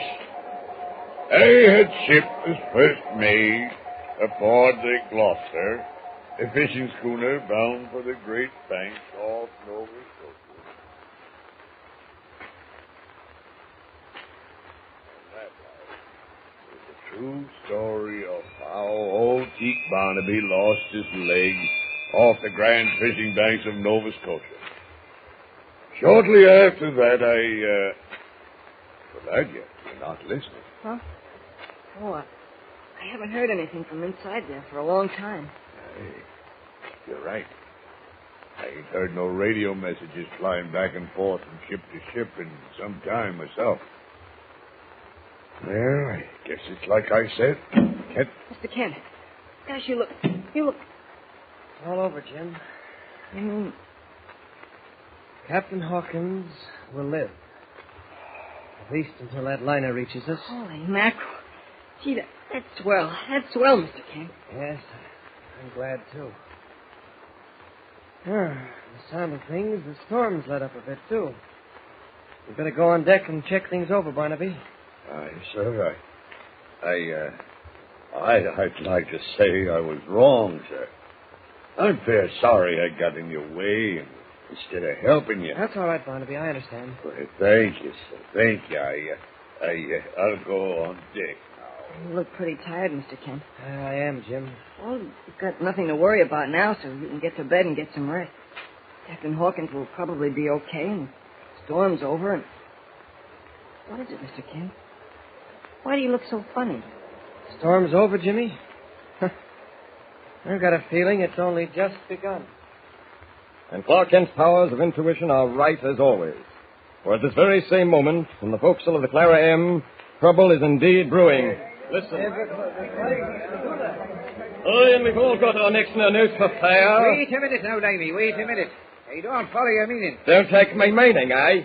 Well, listen to me, all of you. There's a South American liner, the San Jose, steaming for us right now, ain't there? What's going to happen when the captain of that liner sees us, eh? He's going to recognize us, that's what. Recognize every man jack of us, he will. Are you be sure of that, line? I ain't sure. But I ain't for taking chances neither, I ain't. Every one of us on this here ship is wanted by the maritime authorities. Irish there jumped ship in Montevideo, didn't they? What about you, Slade, eh? You bashed in the skull of the second mate aboard a tanker 3 months ago. What'll happen when the authorities get their hands on you, I'd like to know. We've all got our necks and noses, and I ain't one for letting them tighten it. Let's take this ship, I say. Sail her where we want to sail her before that liner comes alongside us. By the saints, Lamey, we can't do it. It's working for Teak Barnaby we are. It's his money we're taking. And there's nothing we can do till we talk to him about it. Talk to Barnaby? What for? We're a hunted crew on a haunted ship, so we are. You've all heard the whistler whistling away in the dead hours of the night. It means death, that whistle, don't it? And what happens? The anchor goes overboard. Captain Hawkins is bad hurt, and Barnaby herself is almost killed. We'll all go the same way. The captain aboard that South American liner don't get us the whistler well. You're for taking the ship, then, here and now. I am that. Let's take her, says I, sail her off somewhere so we'll be safe, and then burn her. We'll leave no evidence we won't for the authorities to find us. Instead of Clark Kent and Pete Barnaby, they'll try to stop it. Aye, that they will, but they won't get far. This'll silence him in no time, it will. Glory be, 'tis a carving knife he's got in his hand. Aye, a carving knife, lad, straight from the galley and well sharpened. Now then, lad, you take your choice. You stay here on this haunted ship and let the whistler kill you all in turn, or you follow me, here and now. What'll it be? 'Tis Miss Hilson'll be following you, Amy. By getting me too. Then come on, lad. We'll take this ship and sail it to freedom. Aye, and we'll slit the throat of him as would stand in our way. Follow me, lads. With Clark Kent asleep in his cabin, what will happen? Will the men headed by Limey take over the Clara M? And what of the Whistler? What is the answer to the riddle of the mysterious whistling in the dead of night? Be sure to hear the next thrilling episode of our mystery story with Superman. Tune in the next thrilling installment of the transcription feature, Superman. Up in the sky. Look, it's a bird. It's a plane. It's Superman. Superman is a copyrighted feature appearing in Action Comics magazine.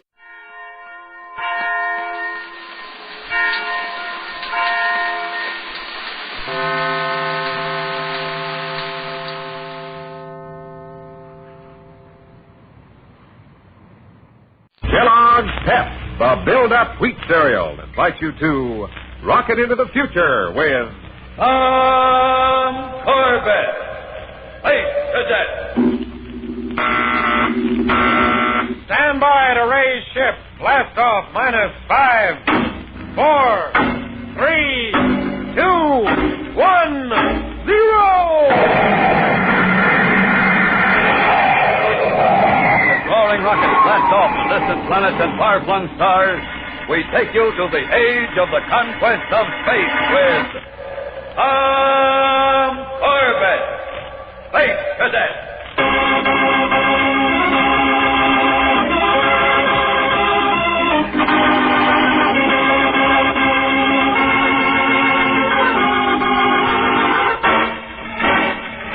Venus is ablaze with excitement, for the planet is playing host to all humanity in a giant universe-wide exposition of peace and progress.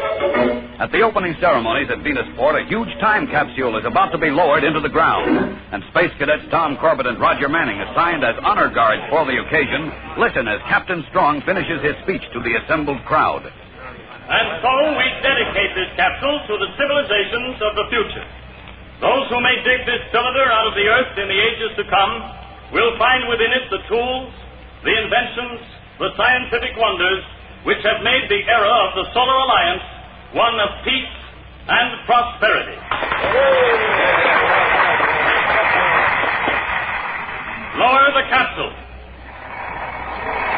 Hey, some speech, Tom. I wonder who wrote it for him. He wrote it himself, Roger. Sure, sweated over it for 2 weeks. Here he comes now. That was great, sir. Everybody really listened, even me. Congratulations, Captain Strong. It was swell. Well, thank you, boys. Are you coming over to the Solar Alliance banquet tonight? A banquet? You mean more speeches? I'm afraid so. Say, why don't you boys stay here on the exposition ground? Take some rides, see the sights, win yourself some carnival prizes. But don't spend all your credits at the first booth. Don't worry, sir. Well, so long, boys. And win a Venusian Cupid doll for me. Goodbye, Captain. What a great guy. Yeah. Well, Junior, the night is young and we've got 12 hours liberty. With a small-scale model of a whole solar system to have fun in. Come on, Space Boy, let's go.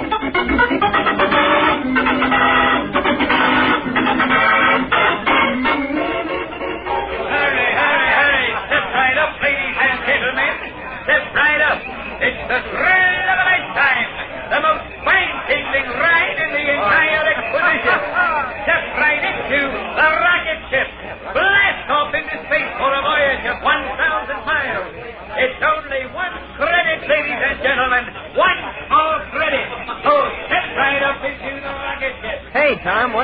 we go. What, on that right? Oh, why not? Oh, that hulk should have been shipped back for the furnace years ago. So what? Scared, Junior? Don't be silly. But with all the things they've got to do here, uh-oh, now I get it. What are you talking about? Those girls that just got on by themselves. Now I see why you're so anxious. Girls?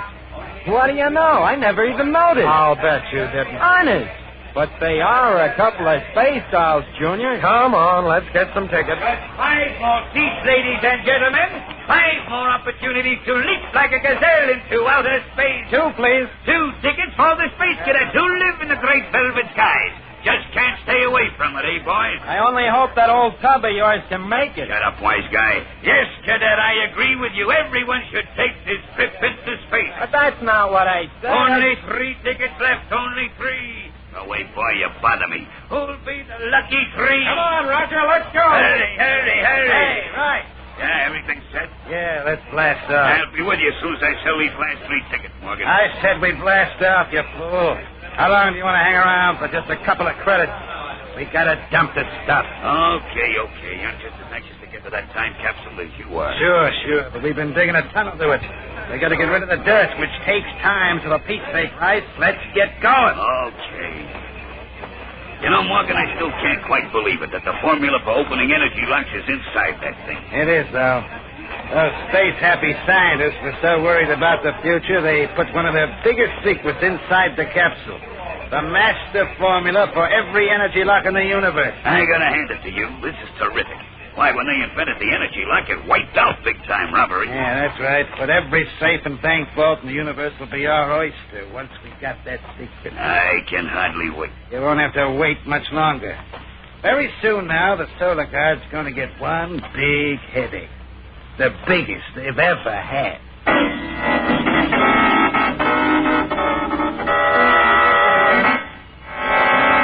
We'll return to the exciting adventures of Tom Corbett and the Space Cadets in just a moment, so stand by. Well, that's a sorry sound. It's a rocket cruiser trying to blast off, but it can't. Somebody forgot to fuel up that cruiser, and without rocket fuel, that ship will never get off the ground. Now, here's another rocket cruiser. This one is different. This one is fueled up with the right amount of rocket energy. Boy, listen to that cruiser blast off and rocket through space. Yes, thanks to a good supply of rocket fuel, that ship is really going to go places. And spacemen, you can have the blast-off power to go places, too, if you remember to fuel up in the morning with Kellogg's Pep. You see, Kellogg's Pep is that swell-tasting build-up wheat cereal that gives you lots of food energy. And you can really use that energy when you're rocketing through the day at full space speed. But that's not all. When you eat Pep, you get lots of food values to help build strong bones, tough muscles, and healthy teeth. And say, spacemen, just wait till you dig into a heaping bowl full of Kellogg's Pep. You like the mouth-watering taste of those rich golden brown flakes. Pep's swell whole wheat and malt flavor will have you asking for more. Covered with milk and sugar, Kellogg's Pep is a breakfast fit for a spaceman. And remember, while you're enjoying Pep's delicious flavor, you're giving yourself a real food energy blast-off. It's no wonder, then, that Kellogg's Pep is declared the spaceman cereal. Kellogg's Pep.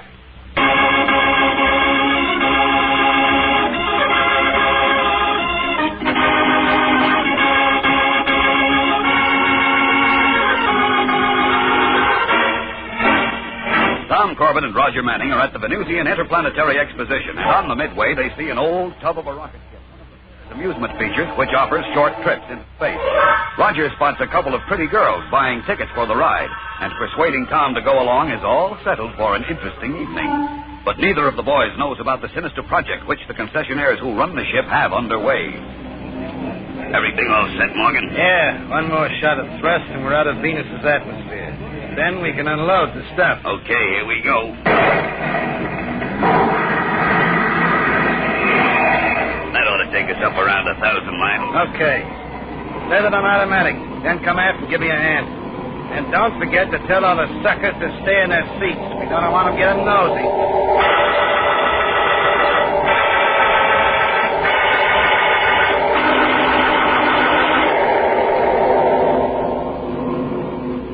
I'm getting restless doing nothing, Tom.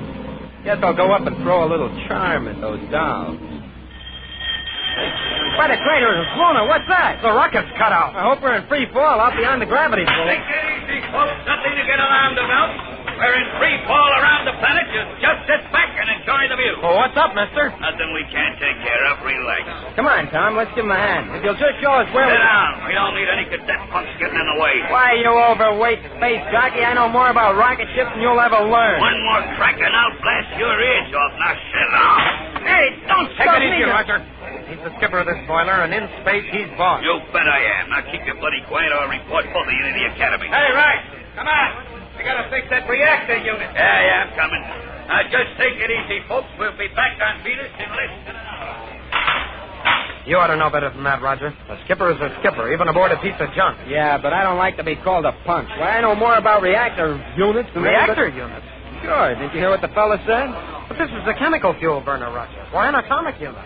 It might be a booster for extra speed or power. Well, a simple little hop, hardly out of atmosphere? No, Roger, there's something strange about this. Hey, it is funny. Here's another thing I've been wondering about. They charge 1 credit for this ride, which means a total of about 50 credits for a capacity load. And it costs at least 200 to get one of these jalopies off the ground. Roger, you stay here. I'll try to sneak a look at it. You just don't pass out free rides in space, but that's exactly what these guys are doing.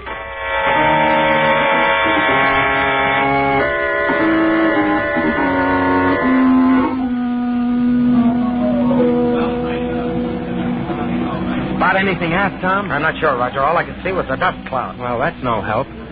Tom, I'll bet they're smuggling. What? That's it. I'll bet it is. The concession is just a phony to cover up their smuggling.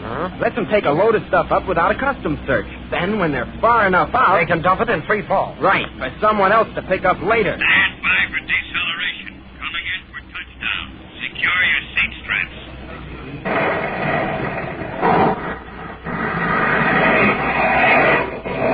Roger, notice how the ship's handling? What do you mean? Well, going out, she wallowed like an old tub full of freight. Now, well, she's no feather, but there's certainly a big difference. Then they did dump something in space. I'm sure of it, Roger. And as soon as we get off, let's find out what it was.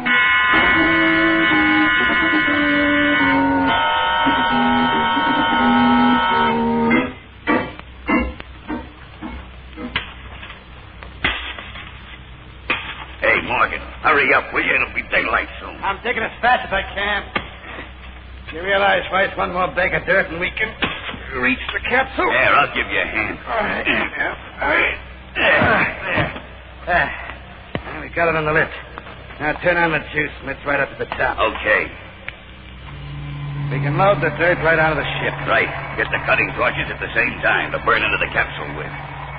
This has been quite a job, Morgan. I only hope it pays off. Don't worry. It will. Now, come on. We got a heavy date with a payroll.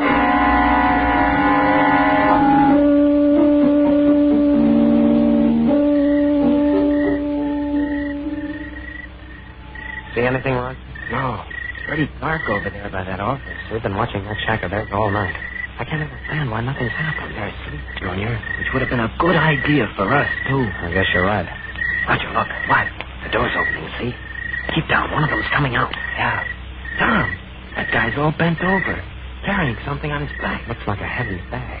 Come on. Where? If we stay in the ship, we can get a lot closer to that shack. Maybe get a peek through the window and see what's going on.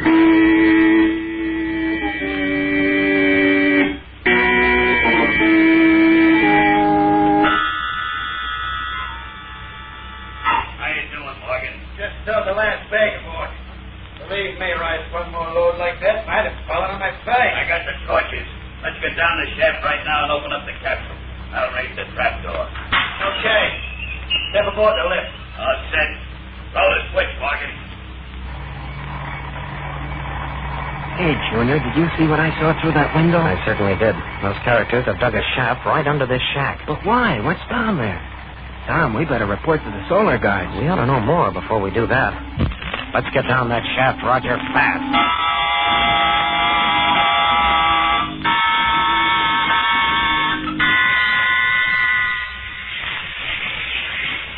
How much longer to get that capsule open? Ought to be inside in another minute or two. Can't apply too much heat or I'll burn up the contents. All right, but come on. Relax. We're 300 feet underground. Who's going to bother us?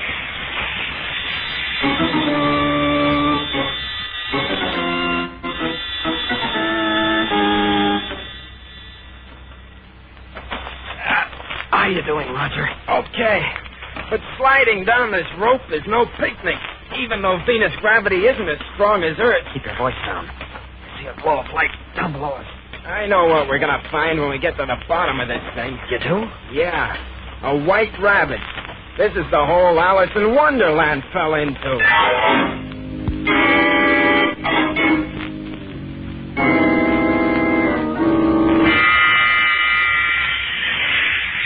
Just a little more, and then... Come on, will you? Come on. There she is. I'll cut the torch. Now, a couple of hammer taps against this metal section. There she is. Ah, yes. Look at that stuff. They packed everything in here but an atomic sink. You know where the formula is? It should be down here. Near the bottom someplace. Here. I got it. Oh, brother. Let me see. That's a spool of audio tape. Right. You see this label? A history of nuclear energy as applied to industrial processes and equipment. Well, that don't say nothing about energy lock. This is it, I tell you. Right, this little roll of plastic is going to tell us how to open every energy lock ever built. There isn't a bank vault or a rocket ship safe we can't break into. Are you sure, Morgan? Dead sure? Absolutely. The only thing between us and more credit than we can spend in a dozen lifetimes is the half hour we'll need to listen to this tape.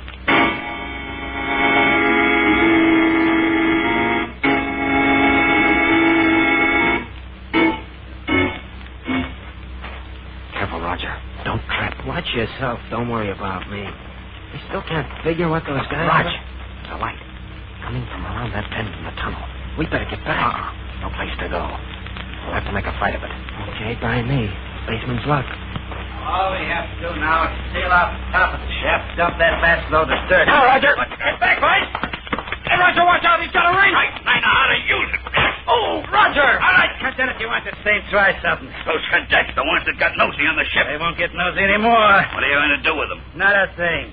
Except seal out the top of the shaft and leave him. But that's murder. Oh, I don't know. It all depends on when somebody comes along and digs up the time capsule. Because as soon as somebody does, they'll find you, too. Sure, kid. It shouldn't take a day longer than 10,000 years.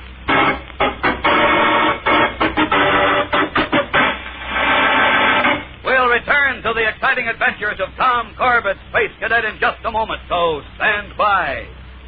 You know, a short time ago, Roger Manning was assigned the job of plotting a shorter course to Jupiter. Well, it was a dangerous assignment because the proposed course cut through an asteroid field littered with space junk.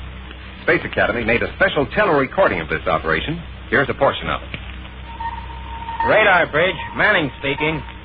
Those radar signals you hear are space junk on the loose. The next few seconds will tell whether my calculations are correct. We're going to rocket right by an extra large mass of space junk. You can hear the signal getting louder. But thanks to my space goggles, we should miss it. You see, these space goggles protect my eyes against the flashing lights of the radar scope. Wearing them, I can concentrate and plot an accurate course. They're made of one sweeping curved piece of colored plastic, and they fit over both eyes. You'll want to wear them for protection against the glaring sun and heavy winds. Uh-oh. Hold on now. Here comes that space junk. It can make space dust out of this rocket cruiser. I sure hope my calculations are correct. Suffering Saturn. If my calculations were off by just 1 degree, this telerecording would have really been at an end. My space goggles did it again. So, spacemen, if you want a pair, be sure and write down the instructions you'll hear. End transmission. Spaceman, send one box top from Kellogg's Pep, 25 cents, and your name and address. That's one box top from Kellogg's Pep, 25 cents, and your name and address. Send it to Kellogg's, Box 346, Battle Creek, Michigan. Kellogg's, Box 346, Battle Creek, Michigan. Send for your space goggles today. And tomorrow morning, start off your day with a spaceman's breakfast, Kellogg's Pep.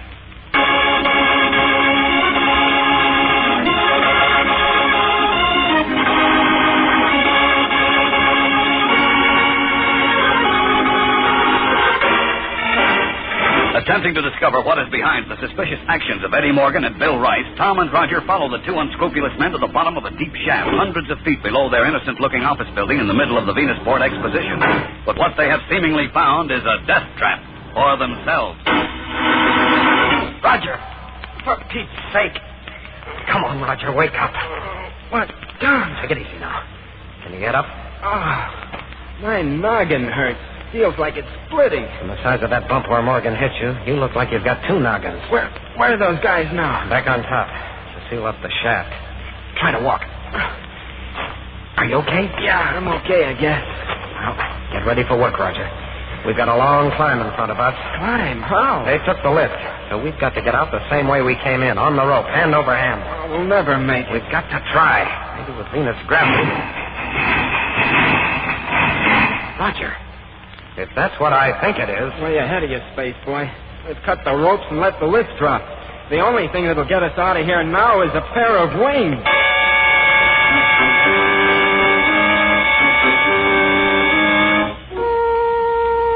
Hello! Hello!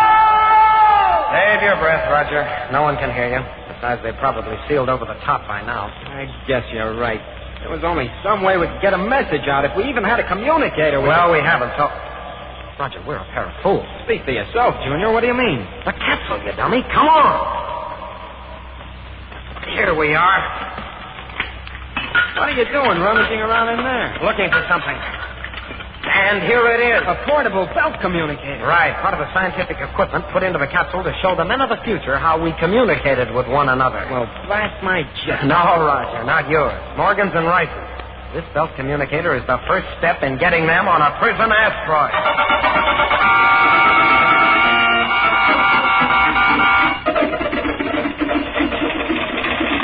And after vainly attempting to attract attention by yelling, Cadets Roger Manning and Tom Corbett searched the capsule and found the belt communicator, enabling them to summon aid. Signed, Roger Manning and Tom Corbett, Cadets, Polaris Unit, Space Academy.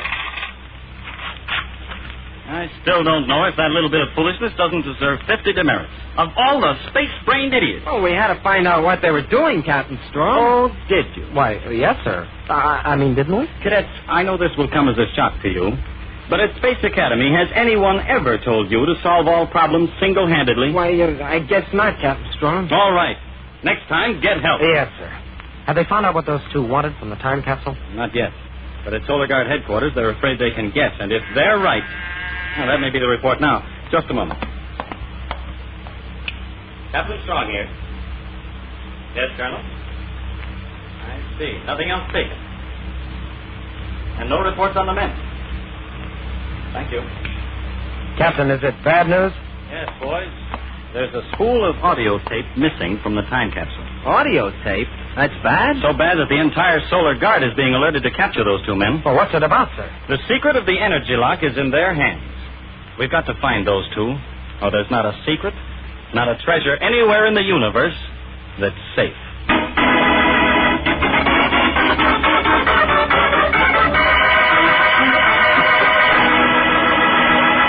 Don't miss the next action-packed episode with Tom Corbett, Space Cadet, on Thursday, when Tom and Roger find themselves in a battle with space piracy in Part 2 of Pursuit of Danger. Tune in, same time, same station on Thursday for the next thrilling interplanetary adventure with Tom Corbett, Space Cadet. Brought to you by Kellogg's Pep, the build-up wheat cereal.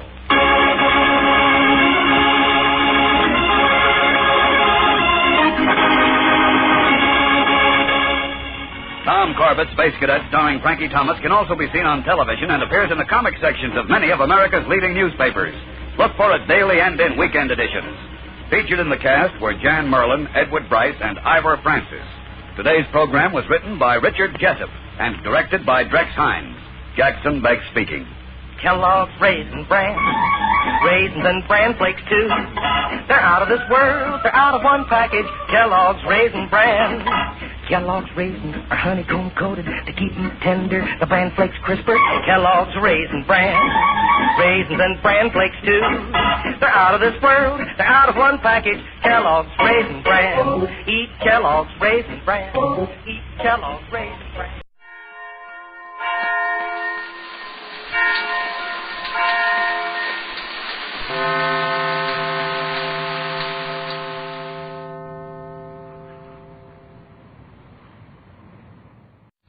Tired of the everyday routine?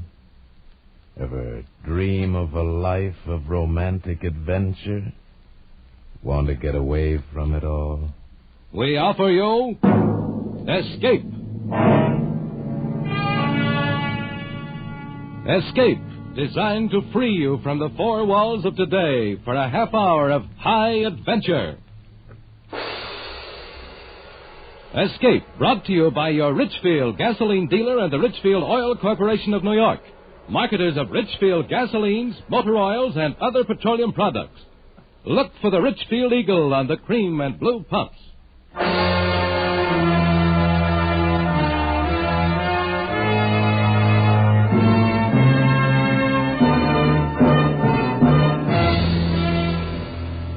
Tonight, we escape to the prairie west of the Platte River and to the Indian fighting U.S. cavalry of the Old West, as James Warner Bella describes it in his exciting tale, Command.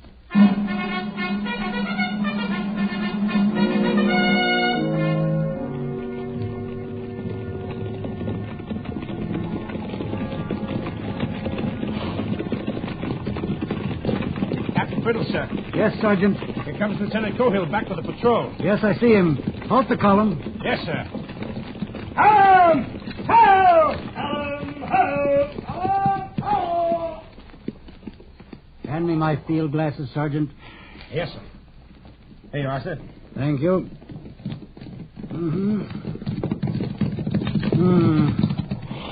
Captain Brittles. Well, Mr. Cohill. Here's the best body of grass, sir. This slope with the small run below for water. This is the best bivouac for tonight. Mr. Cohill, do you see the rise there to the left behind you across the valley? Yes, sir. What are those shapes lying on that slope? A small herd of buffalo. Sleeping, it seems. We didn't go that far, sir. We turned back when we saw them. The wind has shifted a bit. Take a deep breath, Mr. Cohill. Yes, sir. Smell anything? No, sir. Take another deep breath, Mr. Cohill. Get it in your nostrils and tell me if what you smell is sleeping buffalo. No, sir. It smells like dead men. And not freshly killed. Lieutenant Gresham and his squad, sir? I imagine so. The men we've come to find. We'll make sure after nightfall. Mr. Cohill, there are several fairly obvious differences between the Great Plains and a classroom at West Point. There you can fail and try again. Here you may not have that chance. There they taught you, I am sure, that accuracy in observation is a military virtue. I suggest that you cultivate it here. Sergeant Utterback. Yes, sir. This is the bivouac. Dismount and unsaddle. Night grazing area between the crest of this hill and the creek bottom. Use the picket rope, no individual pins. Yes, sir. Yes! Out! Yes! Out! Yes, now!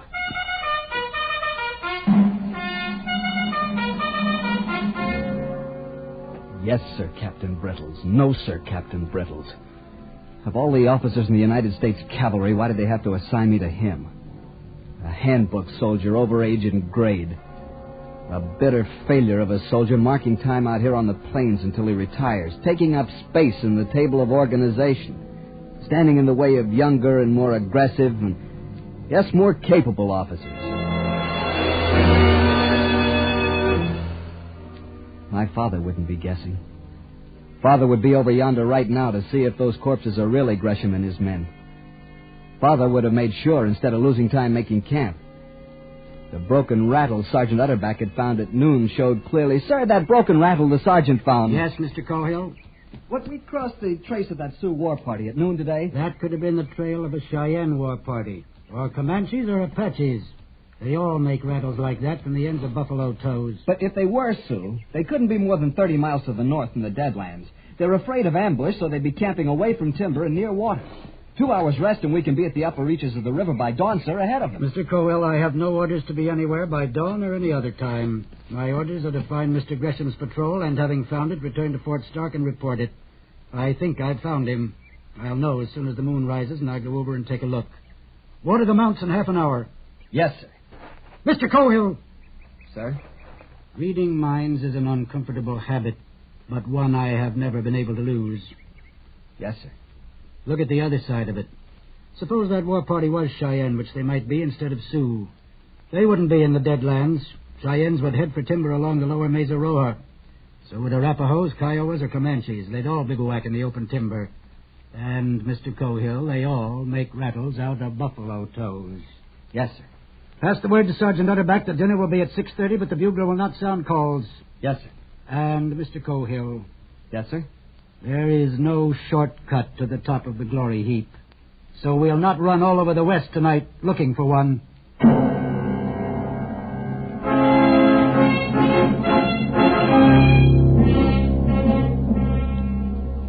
But if death in battle is a soldier's path to glory, Mr. Gresham and his patrol had found a shortcut. Yet what we looked upon that night on yonder slope was not glorious. Well, at least they respected them as fighting men. How's that, Sergeant? Every one of them skinned bald-headed so he can cross the shadow waters without trouble. And whoever did it don't want to fight him again. Why? Hands and feet cut off, that's why, sir. To cripple them in case they meet in the hereafter. Sergeant? Yes, sir? Do you still think the Sioux did this? No, sir. Not now, sir. Why not? Sir, I made the march from Bent's Fort to Santa Fe with Steve Carney. And I know an Apache arrow when I see one, sir. Even 1,000 miles from where they're made. Yes, but that Sioux trail we crossed this morning, that war party could have brushed with an Apache war party and come by Apache arrows that way. No, sir. No, sir, this job is 2 days old, sir. It wasn't that Sioux war party. This is Apache work. How do you figure that? Mostly because the captain knows it's Apache work, too, sir. Lieutenant Cohill. Sir? Take the grave detail. Yes, sir. Sergeant. Yes, sir. We shall move the company out at 10 tonight. Yes, sir. We will return to Fort Stark to report this massacre as fast as we can. Yes, sir. So he's showing me. Makes his lieutenant first gravedigger and confides his plans to the sergeant in exchange for flattery. He's an old woman in blue fatigues. Can't hide his bad temper. And worse, he's a frightened old woman. Instead of striking when he has the advantage, he's going to cut and run. In a stiff action, I'd probably have to shoot him and take over the command.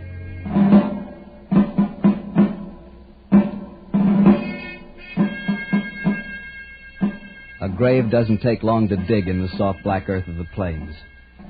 And the rocks were nearby to pile upon the still mounds against the hungry muzzles of wolves and coyotes. And after, the air was sweeter in the cold moonlight. And the job done in plenty of time for Captain Brittle's scheduled retreat. The commander's prepared to mount, sir. Very good, Sergeant. Captain Brittle. Yes, Mr. Cohill. Excuse me, sir, but can't we go after the Indians who did this? Can't we try to... Mr. Cohill, the United States Cavalry is not out here to fight Indians. We're here to watch them and report on them for the Indian Bureau. We fight only if they attack us. I refer you to the standing orders of the Department of the Platte. They are most explicit on this point. Yes, I know, sir, but Mr. Gresham was attacked. How do you know that? Well, I don't, for sure. Of course you don't. But he's dead, and his command, dead and mutilated, and we ought to... Go to what? Avenge him? Disabuse yourself of classroom valor, Mr. Cohill. Out here, we obey orders. Sergeant. Yes, sir. Pass the word to mount. Yes, sir. Uptight. You. Pass the word. Mount. Pass the word. Mount. Pass the word. Mount. Pass the word. 30 miles already that day, and who knows how many miles ahead of us tonight. The men are tired. The horses are tired.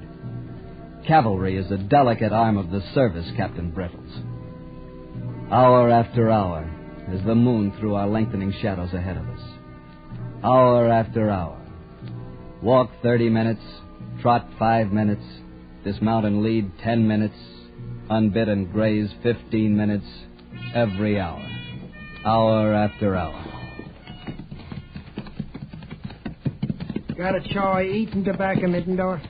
Ain't got much. Well, give me a loan of some. You can get some more at the fort tomorrow. Yeah. Why don't you ever have any of your own? Don't approve of chawing tobacco. My ma don't, that is. Thanks. God free mighty. Mexico wasn't like this. Do tell. No, sir. When I was with Winfield Scott the time we took Chapultepec... Hey, Mittendorf. Chavez back in the Mexican campaign again. Pity he didn't stay there. Yeah. Just the same, the army was the army in them days. You slept in tents, and when you took a town, there was girls, senoritas, not squaws. Well, if you like it so very much, why don't you go back with those girls? 'Cause I was gold brick. You was what? Gold brick. Oh. I joined up again 'cause they said they'd be fighting out here. Only fighting I seen west of the Missouris on Saturday nights in the Berry. Boy, sure ain't like that. Sergeant Utterback. Yes, sir. I'd like to ask you a question. Yes, sir. How did you know the captain thought they were Apaches that killed Mr. Gresham's detail? Well, I've been his first sergeant for a long time, sir. You get to know. I see. Do I get to know? This is a different kind of service out here, sir. It ain't full-dress war, but it's the only kind the captain and I ever served in, sir. And you get to know it just like you get to know siege operations or saber charge by company front after you've had enough of them. I see.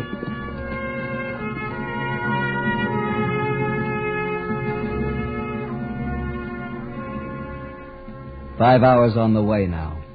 Less than 3 hours till dawn. And we're at the North Fork of the Platte, in a full 25 minutes for watering call. Some of the men lie sleeping where they've dismounted. Others huddled together in the moon shadow of the high bank, quietly talking. She left me standing there like a bound boy at a husky. What'd you do then? Wasn't nothing to do, except join the army. That little senorita in Mexico City. Time I was with Scott when we took Mexico. Well, she wasn't at all like that. Not a talk. Any of you boys ever ate a lobster? Not me. I never even seen one. I had a catfish once. Didn't like it. I could sure put away a lobster right now. Fresh out of the lobster pot and into the cooking pot. Alive? Sure. That's the only way to cook a lobster. Sure wish I was back in Wiscasset. Get you back in the state of Maine, you'll be pining away for buffalo meat. Truer word was never spoken. Some people ain't never satisfied. I ain't never satisfied for a fact. That's how you get someplace in this world. Never be satisfied. Sure got you a long way, didn't it? Looks like you can plan on getting even further, Saba. Captain's getting fidgety again. Oh, yeah. Another day, another dollar. All right, men. All right, fall in and be quiet. Prepare to mount.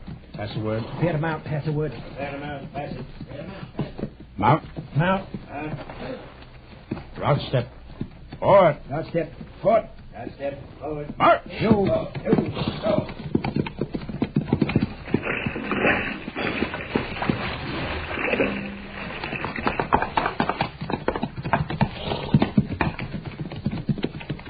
He's heading north. How's that, Sergeant? North, sir. Captain's heading north. You're right, Sergeant. Red Mesa should be to our left. Instead, it's dead ahead. Doesn't make any sense, Sergeant. Yes, sir. My father would have done things differently.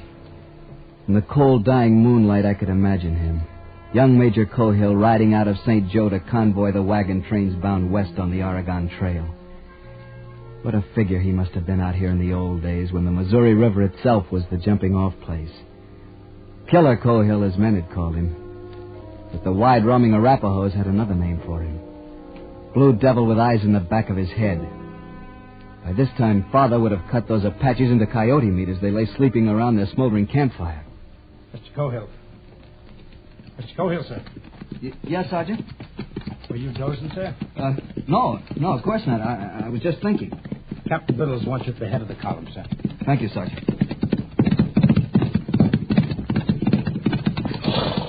Sergeant Utterback said you wanted me, sir. Yes, Mr. Cohill, I do. This is officer's call. Listen carefully. I have Sergeant Sutro ahead of me with the point.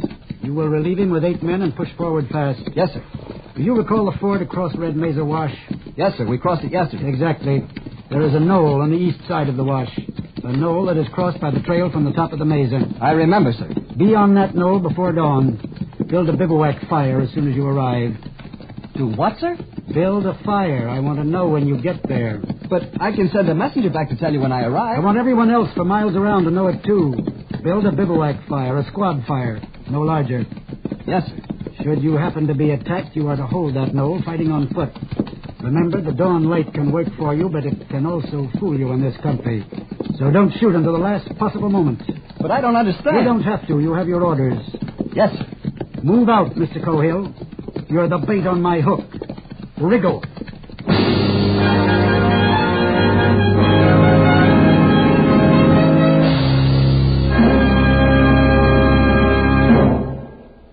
It's new. It's free. Don't miss it. Don't miss this free offer by your Richfield gasoline dealer. It's the new Richfield baseball book. 32 pages jammed with fascinating facts about America's #1 sport. And it's yours for the asking at your Richfield gasoline dealer station. This new Richfield baseball book is the most interesting book of its kind ever published. Listen to this. The Richfield baseball book shows you seating diagrams of leading stadiums. It has a special baseball quiz you can try on your friends.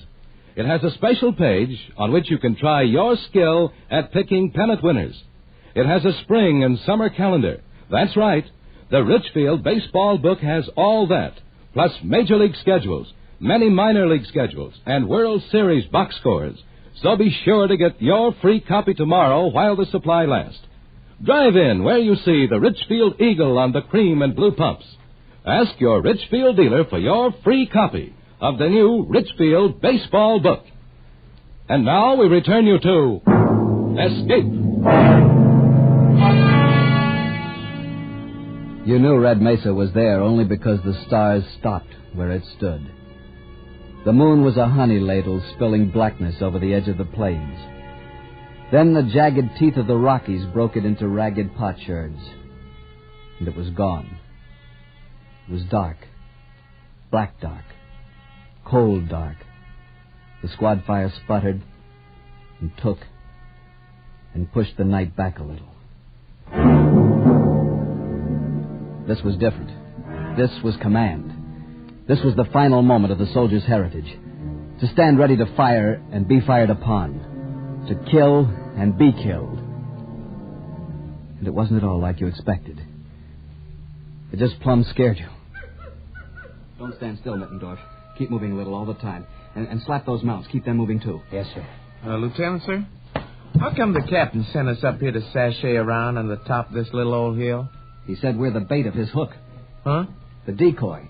If there's an Indian war party, we're to draw them out. Better put some bacon on to fry, Lust. Make it look natural. Yes, sir. Meaning we uns may end up like Mr. Gresham in his patrol? There's always that possibility. Oh, it ain't a prospect that pleases, sir. That's what a soldier lives for, Sarver. To die. He does? Yes, sir. It was a good performance. To any watching Sioux or Apache, here was a small white soldier war party like the two yesterday's party they'd left lying scalpless in the buffalo grass 30 miles down the valley. Fire lighted, bacon cooking. Horses unsaddled and warriors sleeping from a long night march. Soft for the kill. Only the warriors weren't sleeping. Beyond the yellow carpet of firelight, they lay fanned out behind their saddles waiting. Sorting the night sounds with straining ears, pushing at the soft wall of darkness with widened eyes. Wish them dead, burned coyotes didn't sound so much like human beings. Well, you can be sure of one thing. No Indian is running around in the middle of the night yelling like a coyote. Yeah, but it sure makes me nervous. Sound like hooty owls back home in Maine. What's that? Behind you. Don't get in a fret, boys. It's only me. Oh, General Scott's chief of staff. Oh, something. You're lucky I didn't put a bullet through you. Nah, you wouldn't do that. Lieutenant said not to fire until commanded. Any of you fellas ever had Injun pudding? No. I ate a sort of bean pudding when I was with old Rough and Ready Zach Taylor at the Battle of Buena Vista. I didn't like it much.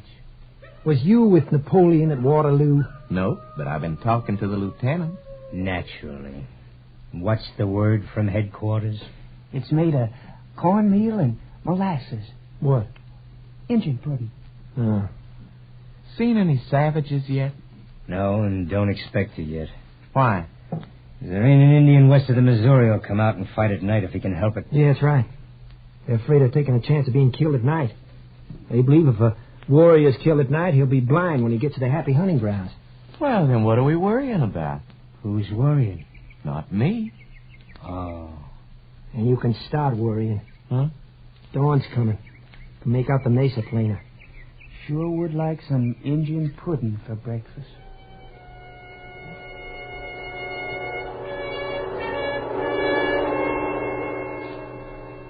Slowly, the light came. First, you could see the outline of the mesa. Then down below, the silver of the water in the wash. Then the shapes of the men. And out across the plain, the feathers of mist in the draws. If it was to come, it would come now.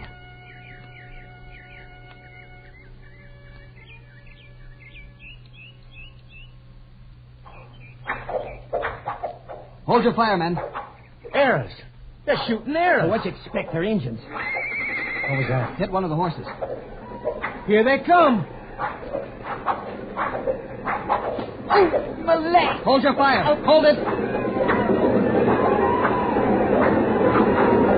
Fire! Cease firing! They are Apaches. I got one of the heathen. I got two. Look at them lying yonder. One of them's still wriggling. I'll fix that. Hold your fire. But I was They'll be back. That was only the beginning. Yes, sir. You all right, Coffin? My legs, sir. Bone shattered. Hurt much? A little, sir.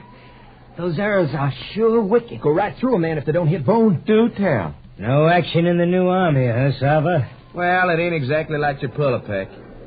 Here they come again. Hold fire. Light's better this time. Makes no difference. Hold your fire. They're the ones that did Mr. Gresham in. Look, that one's wearing a corporal's chevrons, and there's one with a U.S. cavalry saber. Where's Captain Brittles? That's how I want to know. Most likely having breakfast at the fort. Decoy. We're just... God almighty.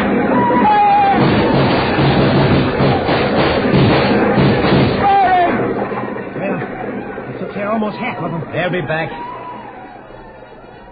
No, they won't. There's Captain Brittles now. Attacking from the flank. Hey, Sava, Captain Brittles got him on the run.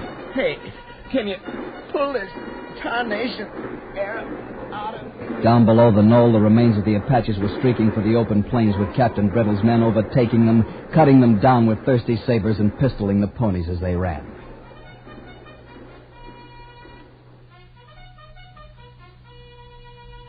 And then it was quiet, and not an Indian or his pony was left alive.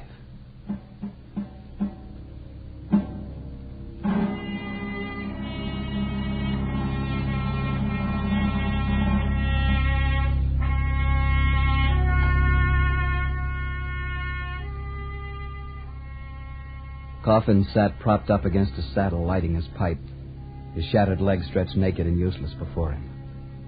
And Sarva lay where he'd fallen, eyes closed, face blue, his hands around the shaft sunk deep in his left side below the ribs, the feathered tip waving idly with each shallow breath. Can't we do something for him, sir? What? Look how deep that arrow is, right under the heart. Can't cut it out, can't pull it through. Poor Sarva. He finally saw action. Yeah.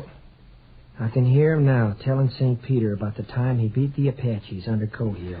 That's not very funny. No. Guess you're right, Coffin. How's your leg? Paining you much? Can't feel anything. Lieutenant? Yes, Coffin? Do you think they'll send me back home to get this fixed? You think maybe I'll get to see the state of Maine right soon? I hope so, Coffin. Land of Goshen, no, you won't get further than the hospital at Council Bluffs. They'll wire you together, slap a plaster on you, and send you right back to fight Indians. It was a strange feeling. A mixture of pride and guilt. Watching a man die whom I'd commanded into action. Looking at the shattered leg of another. And a feeling of helplessness, too. For the moment, we could only sit there and wait. Our horses were dead, or stampeded by the action. We were alone on our little hilltop in the hot red glare of the rising sun. And then the company rode back in triumph, and I was reporting to Captain Brittles. And it seemed like months instead of hours since I'd last looked at his tired gray face. Mr. Cowell, you did that well. You may do in time. Captain, you knew there were Apaches yesterday at sundown. And you knew they were camped on top of the mesa, didn't you, sir? Mr. Cohill, accuracy in observation is a military virtue. Had you pushed forward to that slope yesterday afternoon, you would have found Mr. Gresham, not sleeping buffalo. Had your eyes been sharp, you would have found this between the slope and last night's bivouac. An Apache headband. That's right, and blood-stained. And had you been a plainsman and suspected Apaches, you would have looked at once for smoke at sundown from the highest ground, in this case, Red Mesa. You had me fooled, sir. I even thought... The facts for the record are these. My patrol, temporarily bivouacked at dawn today, came under a sudden enemy attack. Fortunately, it was able to hold until I arrived with the main body. I understand perfectly, sir. I'm familiar with departmental orders which allow defensive actions only and expressly forbid attack. And yet they are in direct violation of cavalry tactics. The cavalry is extremely weak on the defensive and can only defend well by attacking. I believe that is also taught at West Point. And I thought you were avoiding an engagement. Captain, I'm terribly sorry. Mr. Cohill, never apologize. It is a mark of weakness. There is a captain out here who tried it once to escape an inquiry board. He escaped it, but he will die a captain in spite of his apology. The officer who saw to that could have worked with him and made a soldier of him if his humanity had been large enough. Mr. Cohill, I'm going to make a soldier out of you. You may present my respects to General Cohill when next you write your father. Mr. Cohill, take morning stables.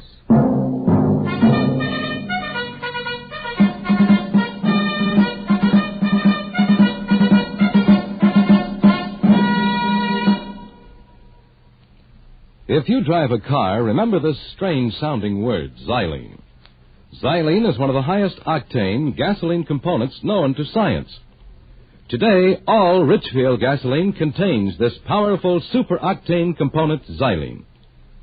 With a tank full of Richfield gasoline containing xylene, you've got dynamic power at the tip of your toe. Smooth, knockless power to put you out ahead in traffic. Every gallon of Richfield gasoline contains xylene. But that's not all. There is a Richfield gasoline especially refined to fit the power requirements of your particular car. By Richfield Ethyl. Ethyl at its best for best results in highest compression motors. By Richfield High Octane at regular price for the average motor. Both of these famous Richfield gasolines contain xylene. Get the best out of your car. Get the most for your money. Get Richfield gasoline with xylene. Look for the Richfield Eagle on the cream and blue pumps. Escape is produced and directed by William N. Robeson, and tonight has presented Command by James Warnabella. Adapted for radio by Mr. Robeson. Featured in the cast were Harry Bartell as Lieutenant Cohill, John Hoyt as Captain Brittles, Wally Mayer as Sergeant Utterback, David Ellis as Updike, Paul Frees as Sarver, Walter Burke as Mittendorf, and Hugh Thomas as Coffin. Special music was arranged and played by Ivan Ditmars. Next week. You're standing in the observation turret of a gigantic rocket ship about to be shot into space on man's first voyage to Mars. In the heavens above you lie the magnificence of the universe, and also terrible dangers from which there is no escape. Next week at this time, the Richfield Oil Corporation of New York invites you to escape with one of the most unusual of all stories about man's attempt to conquer space, as Ray Bradbury tells it in his exciting tale, Mars is Heaven. Be listening. Goodbye, then, until the same time next week, when once again we offer you Escape. Tom Hanlon speaking. This is CBS, the Columbia Broadcasting System.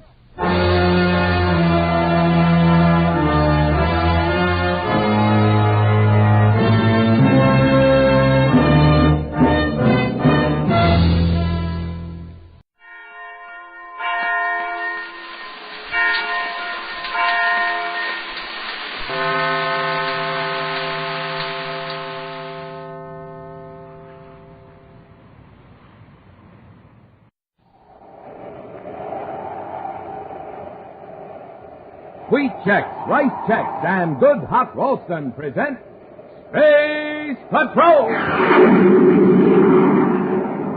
Transcribe high adventure in the wild, vast reaches of space. Missions of daring in the name of interplanetary justice. Travel into the future with Buzz Corey, Commander-in-Chief of the Space Patrol. Buzz and Happy are in the lower shaft of a secret mine on Saturn's sixth moon. As they wade through the water of the partly flooded shaft, a strange sound filters down through the mine. Happy, listen. Sounds like a motor of some kind. The mine's automatic pump. When the water reaches a certain level, it cuts on and draws off the water. But, Commander, look at the water level against the wall of the shaft. It's rising. You're right, Happy. That pipe isn't drawing water out, it's forcing it in. Someone reversed the pump. They're trying to drown us. We'll be back in just a moment with today's Space Patrol story, The Last Voyage of the Lonesome Lena. Presenting the story of a young boy who didn't like any of the cereals his mom brought home. First he'd say, I can't eat that stuff, Mom. Sometimes he'd say, Oh, gee, no flavor. And then again, Don't like it, Mom. I just don't like it. So she tried cereals in white packages, yellow packages, blue packages. But no luck. No flavor. Then one day she brought home a pair of cereals in red and white checkerboard packages. Wowee, that's good. Oh, boy. That's what he said when he tasted one of them. Jumpin' Jupiter. Great day in the morning. This is it. That's what he said when he tasted the other. The cereals? Rice Chex and Wheat Chex, gang. Man, oh, man. They're my cereals. Buzz Corey cereals, too. The bite-sized super cereals that help to supercharge you. Best tasting cereals in the universe. And the only official ready-to-eat cereals of the Space Patrol. Fill her up, Mom. Rice Chex. That's what our friend says now. Fill her up, Mom. Wheat Chex. So, gang, if you want a cereal that's right on the beam for flavor, get the cereals in the red and white checkerboard packages. Rice Chex. Wheat Chex.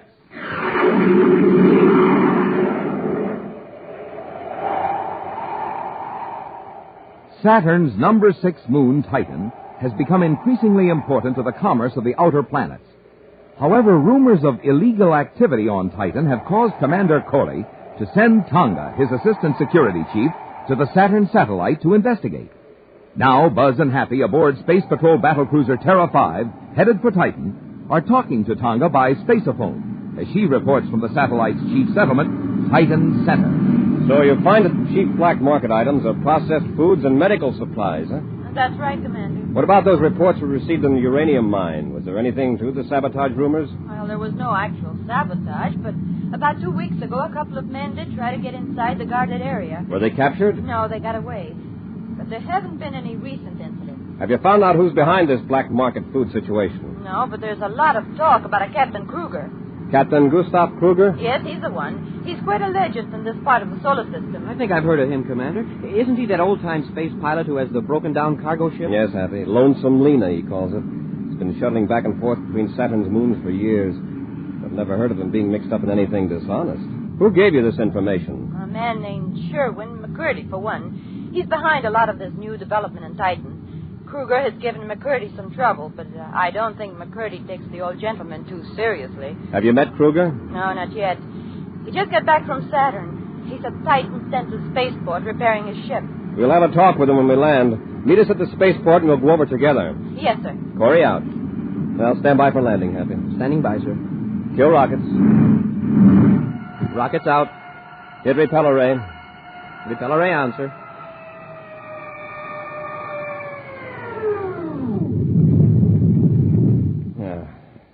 Now, let's button up the ship, and then we'll have a chat with Captain Kruger.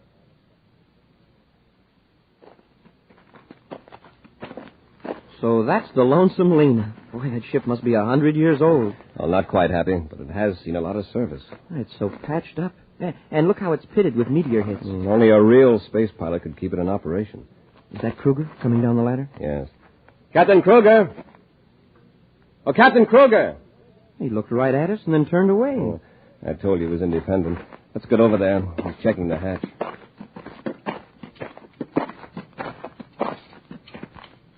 Well, Well, how's the ship, Captain? Good for another 50 billion GUs. With you handling it anyway. Remember me, Commander Corey? Yeah, I recognized you. This is my cadet, Happy. Very glad to know you, Captain. Have some calcium seeds, Cadet? Some what? Calcium seeds. Great unraveled orbits, Commander. Don't tell me this new crop of space cadets doesn't know what calcium seeds are. Never heard of them, Captain. Your education sure has been neglected. Well, they grow on Venus, Happy. They used to be very popular on space flights. Yeah, you never get space sickness if you chew calcium seeds. Not only that, but they keep you from blacking out at high acceleration. Oh. And out in space, you'd never mind the absence of gravity as long as you chew calcium seeds. As you can see, Happy, Captain Kruger is a pilot of the old school. He's the only pilot I know who still chews raw calcium seeds. Yeah. People nowadays won't touch them. Just because they stain your hands purple when you crack them. Well, Commander, you didn't come over here for a lecture on calcium seeds. What's on your mind? Oh, just a few questions about business. I see. I suppose you've heard rumors that I'm hijacking food and selling it on the black market. Is that it? There are a lot of rumors in Titan these days, Captain. Yeah. And a lot of upstarts. They come in here with shiny new ships and big ideas.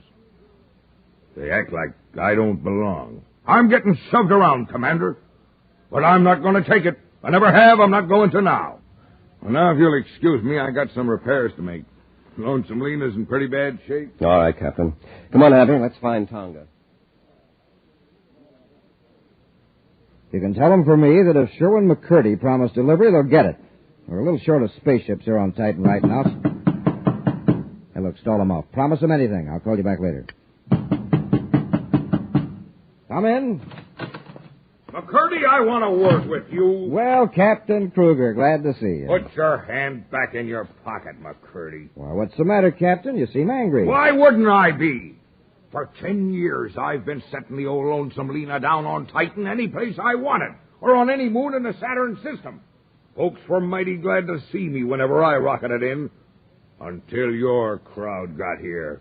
My crowd, Captain? One of your hired flunkies just told me I can't set down on the Titan Center spaceport anymore. Oh, what kind of high-handed nonsense is that? It isn't nonsense, Captain. You can't put the Lonesome Lena down on this port.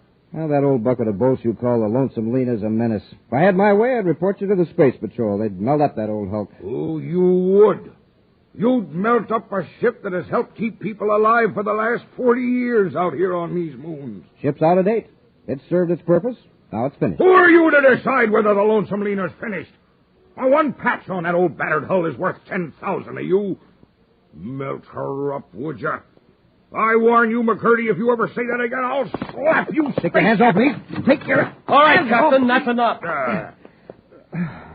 Commander Corey, this man attacked me. You got here just in time. What's the trouble here? I was merely pointing out that his spaceship violates Space Patrol safety regulations. That's a bald-faced lie, McCurdy. The Lonesome Lena's safe as any ship in the space lane. Does it have repel array equipment? Well, no. Does it have infrared viewscope equipment? I don't need it. I can land it blindfolded on any spaceport in the solar system. Does it have Class A radiation shielding on the space drive? Her shielding's good enough. I ought to know. I've built it. I see, Commander. Obviously, he can't be permitted to land here at Titan Center. Those are regulations. Commander, I've always respected you. Are you going to side in with this planet lumber? I'm sorry, Captain Kruger, but I don't make the regulations. My job is to enforce them. There are thousands of people here in Titan Center. Their safety comes first. They're safer with Lonesome Lena than with half the amateur pilots in these new ships, and you know it. Captain, if we made an exception in your case, we'd have to do it for everyone. However, we won't be concerned if you have these safety devices installed. But that takes money, Commander. I haven't got it. I'll never be able to get it if I can't land here to load and unload freight. Well, perhaps you can work out some arrangements to land outside a 10-mile radius of Titan Center. 10 miles? Might as well be 10 DUs out in space. I'm sorry, Captain Kruger. There's nothing I can do. You win, McCurdy. Have some calcium seeds. I won't be needing them anymore. Well, Captain is very dramatic, isn't he? I don't find it amusing, Mr. McCurdy. That old ship of his means more than his livelihood. It's his life. Well, Commander, I wouldn't let my sympathies blind me to Captain Kruger's sharp practices. What do you mean? Kruger's lived by his wits. He's been a lone wolf. Now he's up against the rules of society, and instead of abiding by the rules, he takes the attitude that everyone's against him. Watch him, Commander. I confess I'm rather afraid of what he might do. I'm here in Titan to prevent trouble, Mr. McCurdy. That's why I came to see you. I'd like to talk to you about conditions here. Of course. Sit down. All right, now, I just want to make an appointment. I have a few matters to talk over first with my assistant security chief, Tonga, back at our temporary headquarters. I see. How about later today? That'll be fine, Commander. I'll look forward to it. So the captain is really sore, huh? Yeah. In a way, I can't blame him. Oh, Tonga, did you tell the commander about the uranium mine? Uranium mine? Yes, the big one, halfway around Titan. Someone is planning to tap the mine, dig into it from a natural cavern on the other side of the mountain so they can steal the ore or sabotage the mine. Who's behind this? I don't know. But I do know that some mining equipment has been hidden in the cavern. And I know the location. They're being very careful. The crust tunnel is being worked only when the cavern is on the night side of Titan. It's daylight there now. I think Happy and I ought to take a look at it. Do you want me to go too, Commander? No, you stay here in Titan Center. Call Sherwin McCurdy. Tell him I won't be able to keep that appointment. May not be back in time.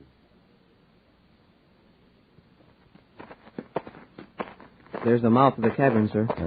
There's been plenty of activity around here, too, by the looks of the ground. Yeah, there's a pipe leading from the cavern. A drainage pipe. Machinery right inside the cave. Looks like a pump. A pump? Apparently they have to keep pumping water out of the shaft inside the cavern. Get your atomo light, Hap. We'll have a look inside.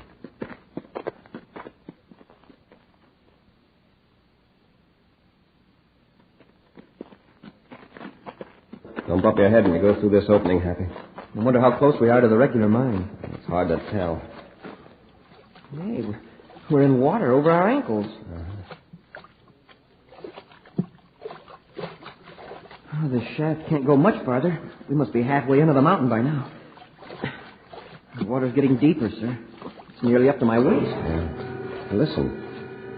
Sounds like a motor of some kind. Must be back outside the cavern. The automatic pump engine. When the water reaches a certain level, it cuts on and draws off the water. But, Commander, look at the water level against the wall of the shaft. It looks like it's rising. You're right, Hap. That pipe isn't drawing water out, it's forcing it in. Someone reversed the pumps. They know we're down here, and they're trying to drown us.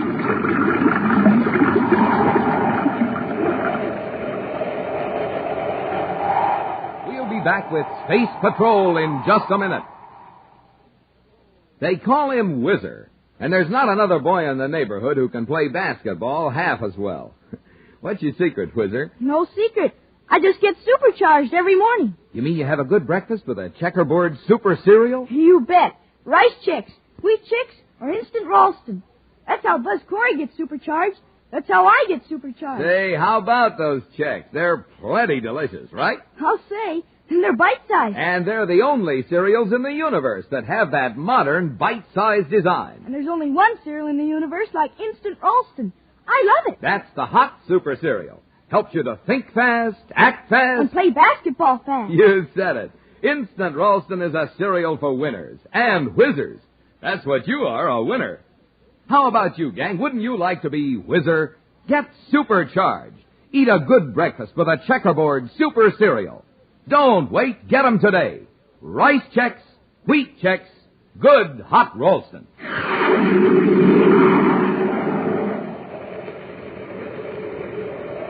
Buzz and Happy have entered a cavern on Titan, sixth moon of the planet Saturn, to investigate a hidden shaft that they believe leads to a uranium mine. After crawling through a narrow opening far under the ground, they suddenly noticed that the water in the bottom of the shaft seemed to be rising. Then they heard the sound of the pump echoing down from the cavern opening and realized that water was being deliberately pumped into the mine shaft to drown them. With the water up to their chests, they flashed their atomolites around them, searching for a way to escape. Hey, wait, Hap. Listen. I don't hear the pump anymore. Maybe it's been shut off. No. The water's still gushing in from that pipe. We don't hear the pump because the water is over the narrow opening. Well, then how are we going to get through? We'll dive under long enough to get to a place where the water doesn't fill the shaft. All set, Happy? Yes, sir. Dive deep.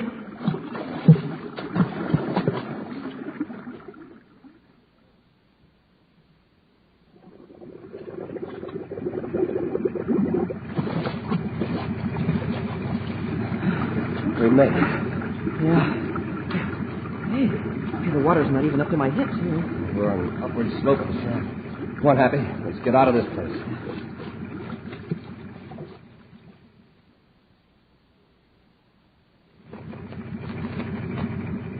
I'll shut it off.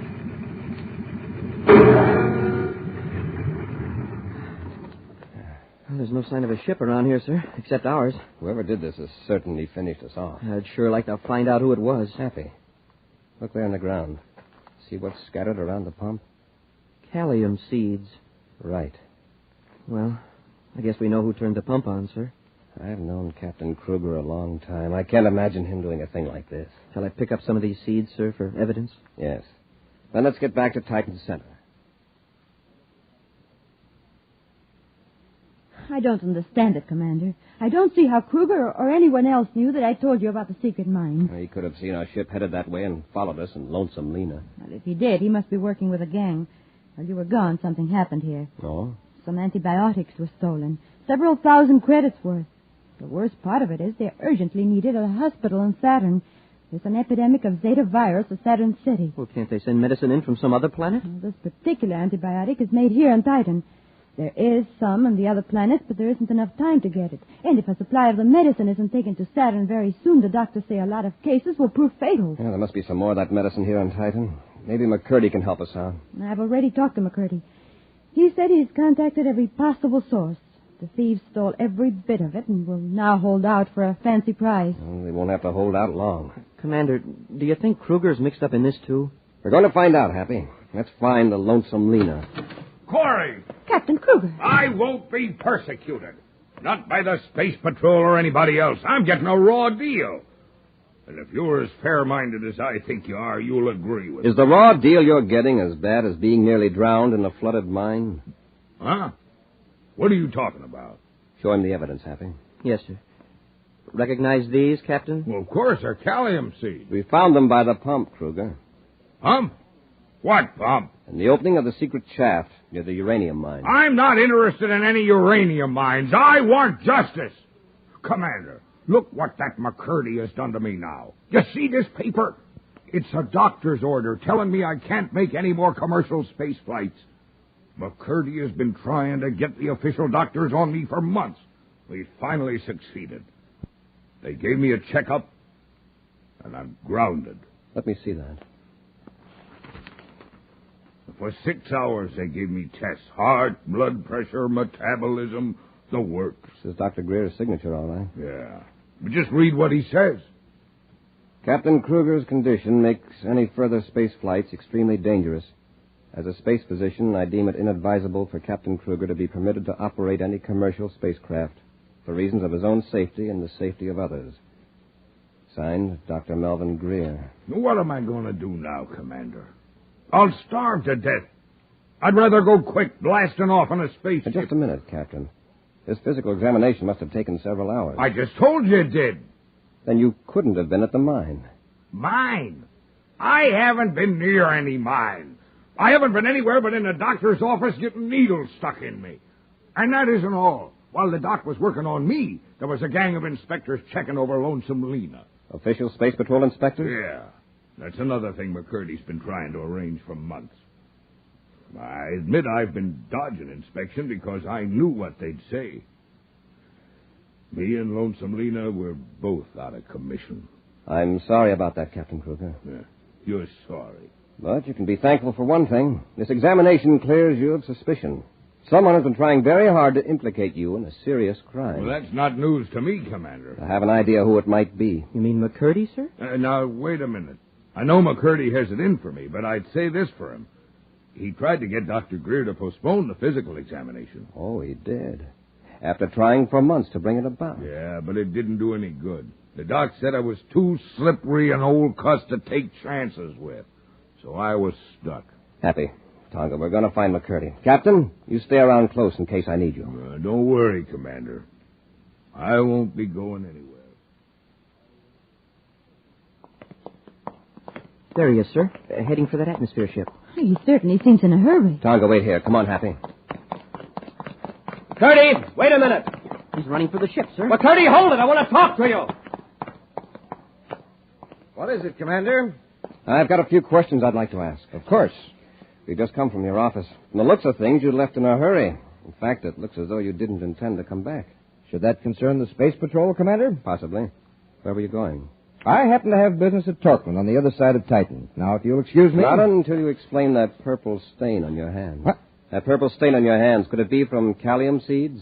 Calcium seeds? Why, what would I be doing with calcium seeds? Scattering them around a pump, maybe? That package you're holding, what's in it? This has gone far enough. Stand back and get your hands up. You ought to be quicker than that, McCurdy. Oh, let go of that ray gun. That's it. Now, don't try anything like that again. Commander, this package he's got. Look at the label. Acro Laboratories, Titan Center.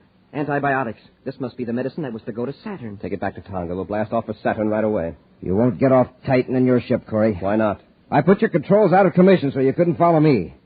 And there isn't any other ship on the satellite except my atmosphere ship. And that won't take you there. I'm afraid he's right, Commander. You'll have to space a phone to Saturn for a ship to come and get us. Oh, but that will take hours.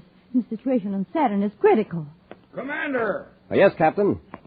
Well, I see you got McCurdy. Yes, and the medicine. Yeah, but McCurdy's wrecked our ship. There's no way to get off of Titan. Well, how about the Lonesome Lena? But Lena's grounded. Just a lot of official space jabber. She'll still fly. And by Jupiter, I'm taking you all to Saturn. You'd better let me take your ship, Captain, after what the doctor said. Commander, I know you're the best pilot in the solar system, but Lena's sort of, temperamental. She's got a lot of quirks and things. If she isn't handled just right, she just might go all to pieces. Are you sure you're willing to risk a blast-off in Lena after what the doctor said? Commander, I'm safer in Lonesome Lena than anywhere in the universe. Then let's go. Come on, McCurdy. We're taking you with us. Not in that pile of junk. It isn't safe. Get going. The ship's condemned. You have no right to endanger my life. Why, you low-frequency crook. As though your life was worth a calcium seed. Let's go. Bring the medicine, Happy. All right, everybody. Sit tight. We're going to blast off. Look at those controls. Why, they're just patched together. Keep quiet, McCurdy. All right, Captain, when you're ready. Wait just a minute. I got a few more adjustments to make here. Like I said, Lena's temperamental. You sort of got a sense what to do. I admit I've never seen a control set up like this. Are you ready, everybody? Yes. All set. Let her go. And here we go.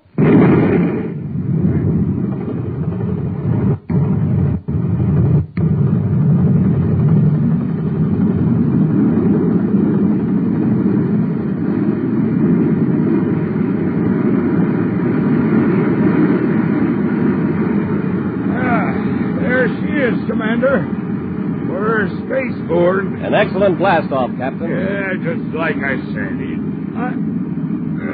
Captain, what's wrong? I'm going to get the first aid kit, if there is one. He's passed out. Now what are we going to do? Happy. Yes, Commander? Help me lift the captain out of the pilot seat. Yes, sir. There. Happy, you and Tonga see what you can do to make him comfortable. I'll take the Lonesome Lena into Saturn.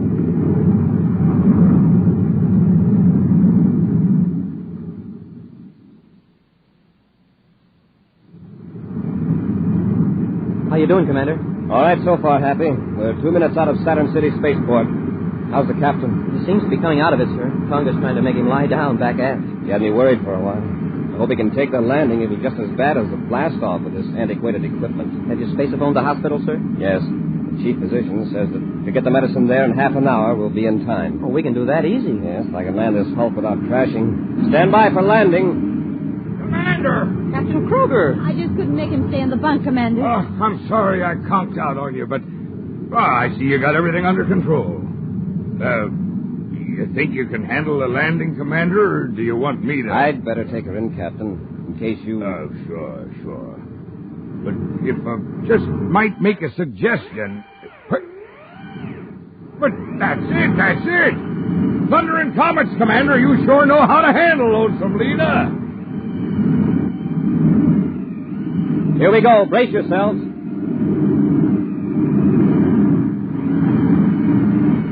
That's it. You've got it.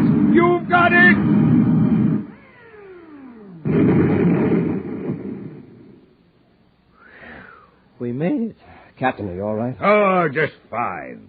That was a great landing, Commander. I couldn't have done better myself. Say, you took that pretty well. Oh, I found some calcium seeds back aft. Nothing like 'em for space flying. You have some, Cadet? This time you've got a customer, Captain. I don't feel so well. This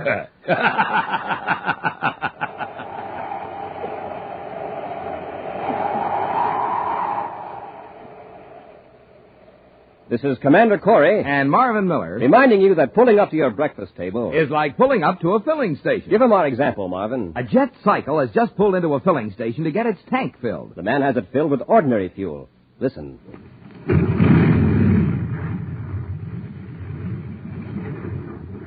Not much go in that jet cycle, is there? Now listen to the same jet cycle filled with super fuel.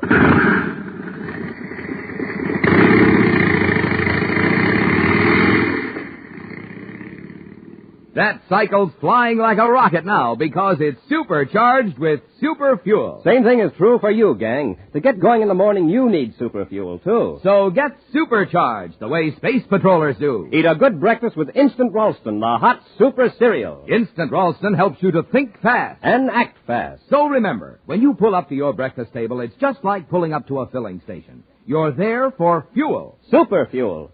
So you can get supercharged. Take a tip. Eat a good breakfast with Instant Ralston and get supercharged. Get it today in the red and white checkerboard package. Good hot Ralston.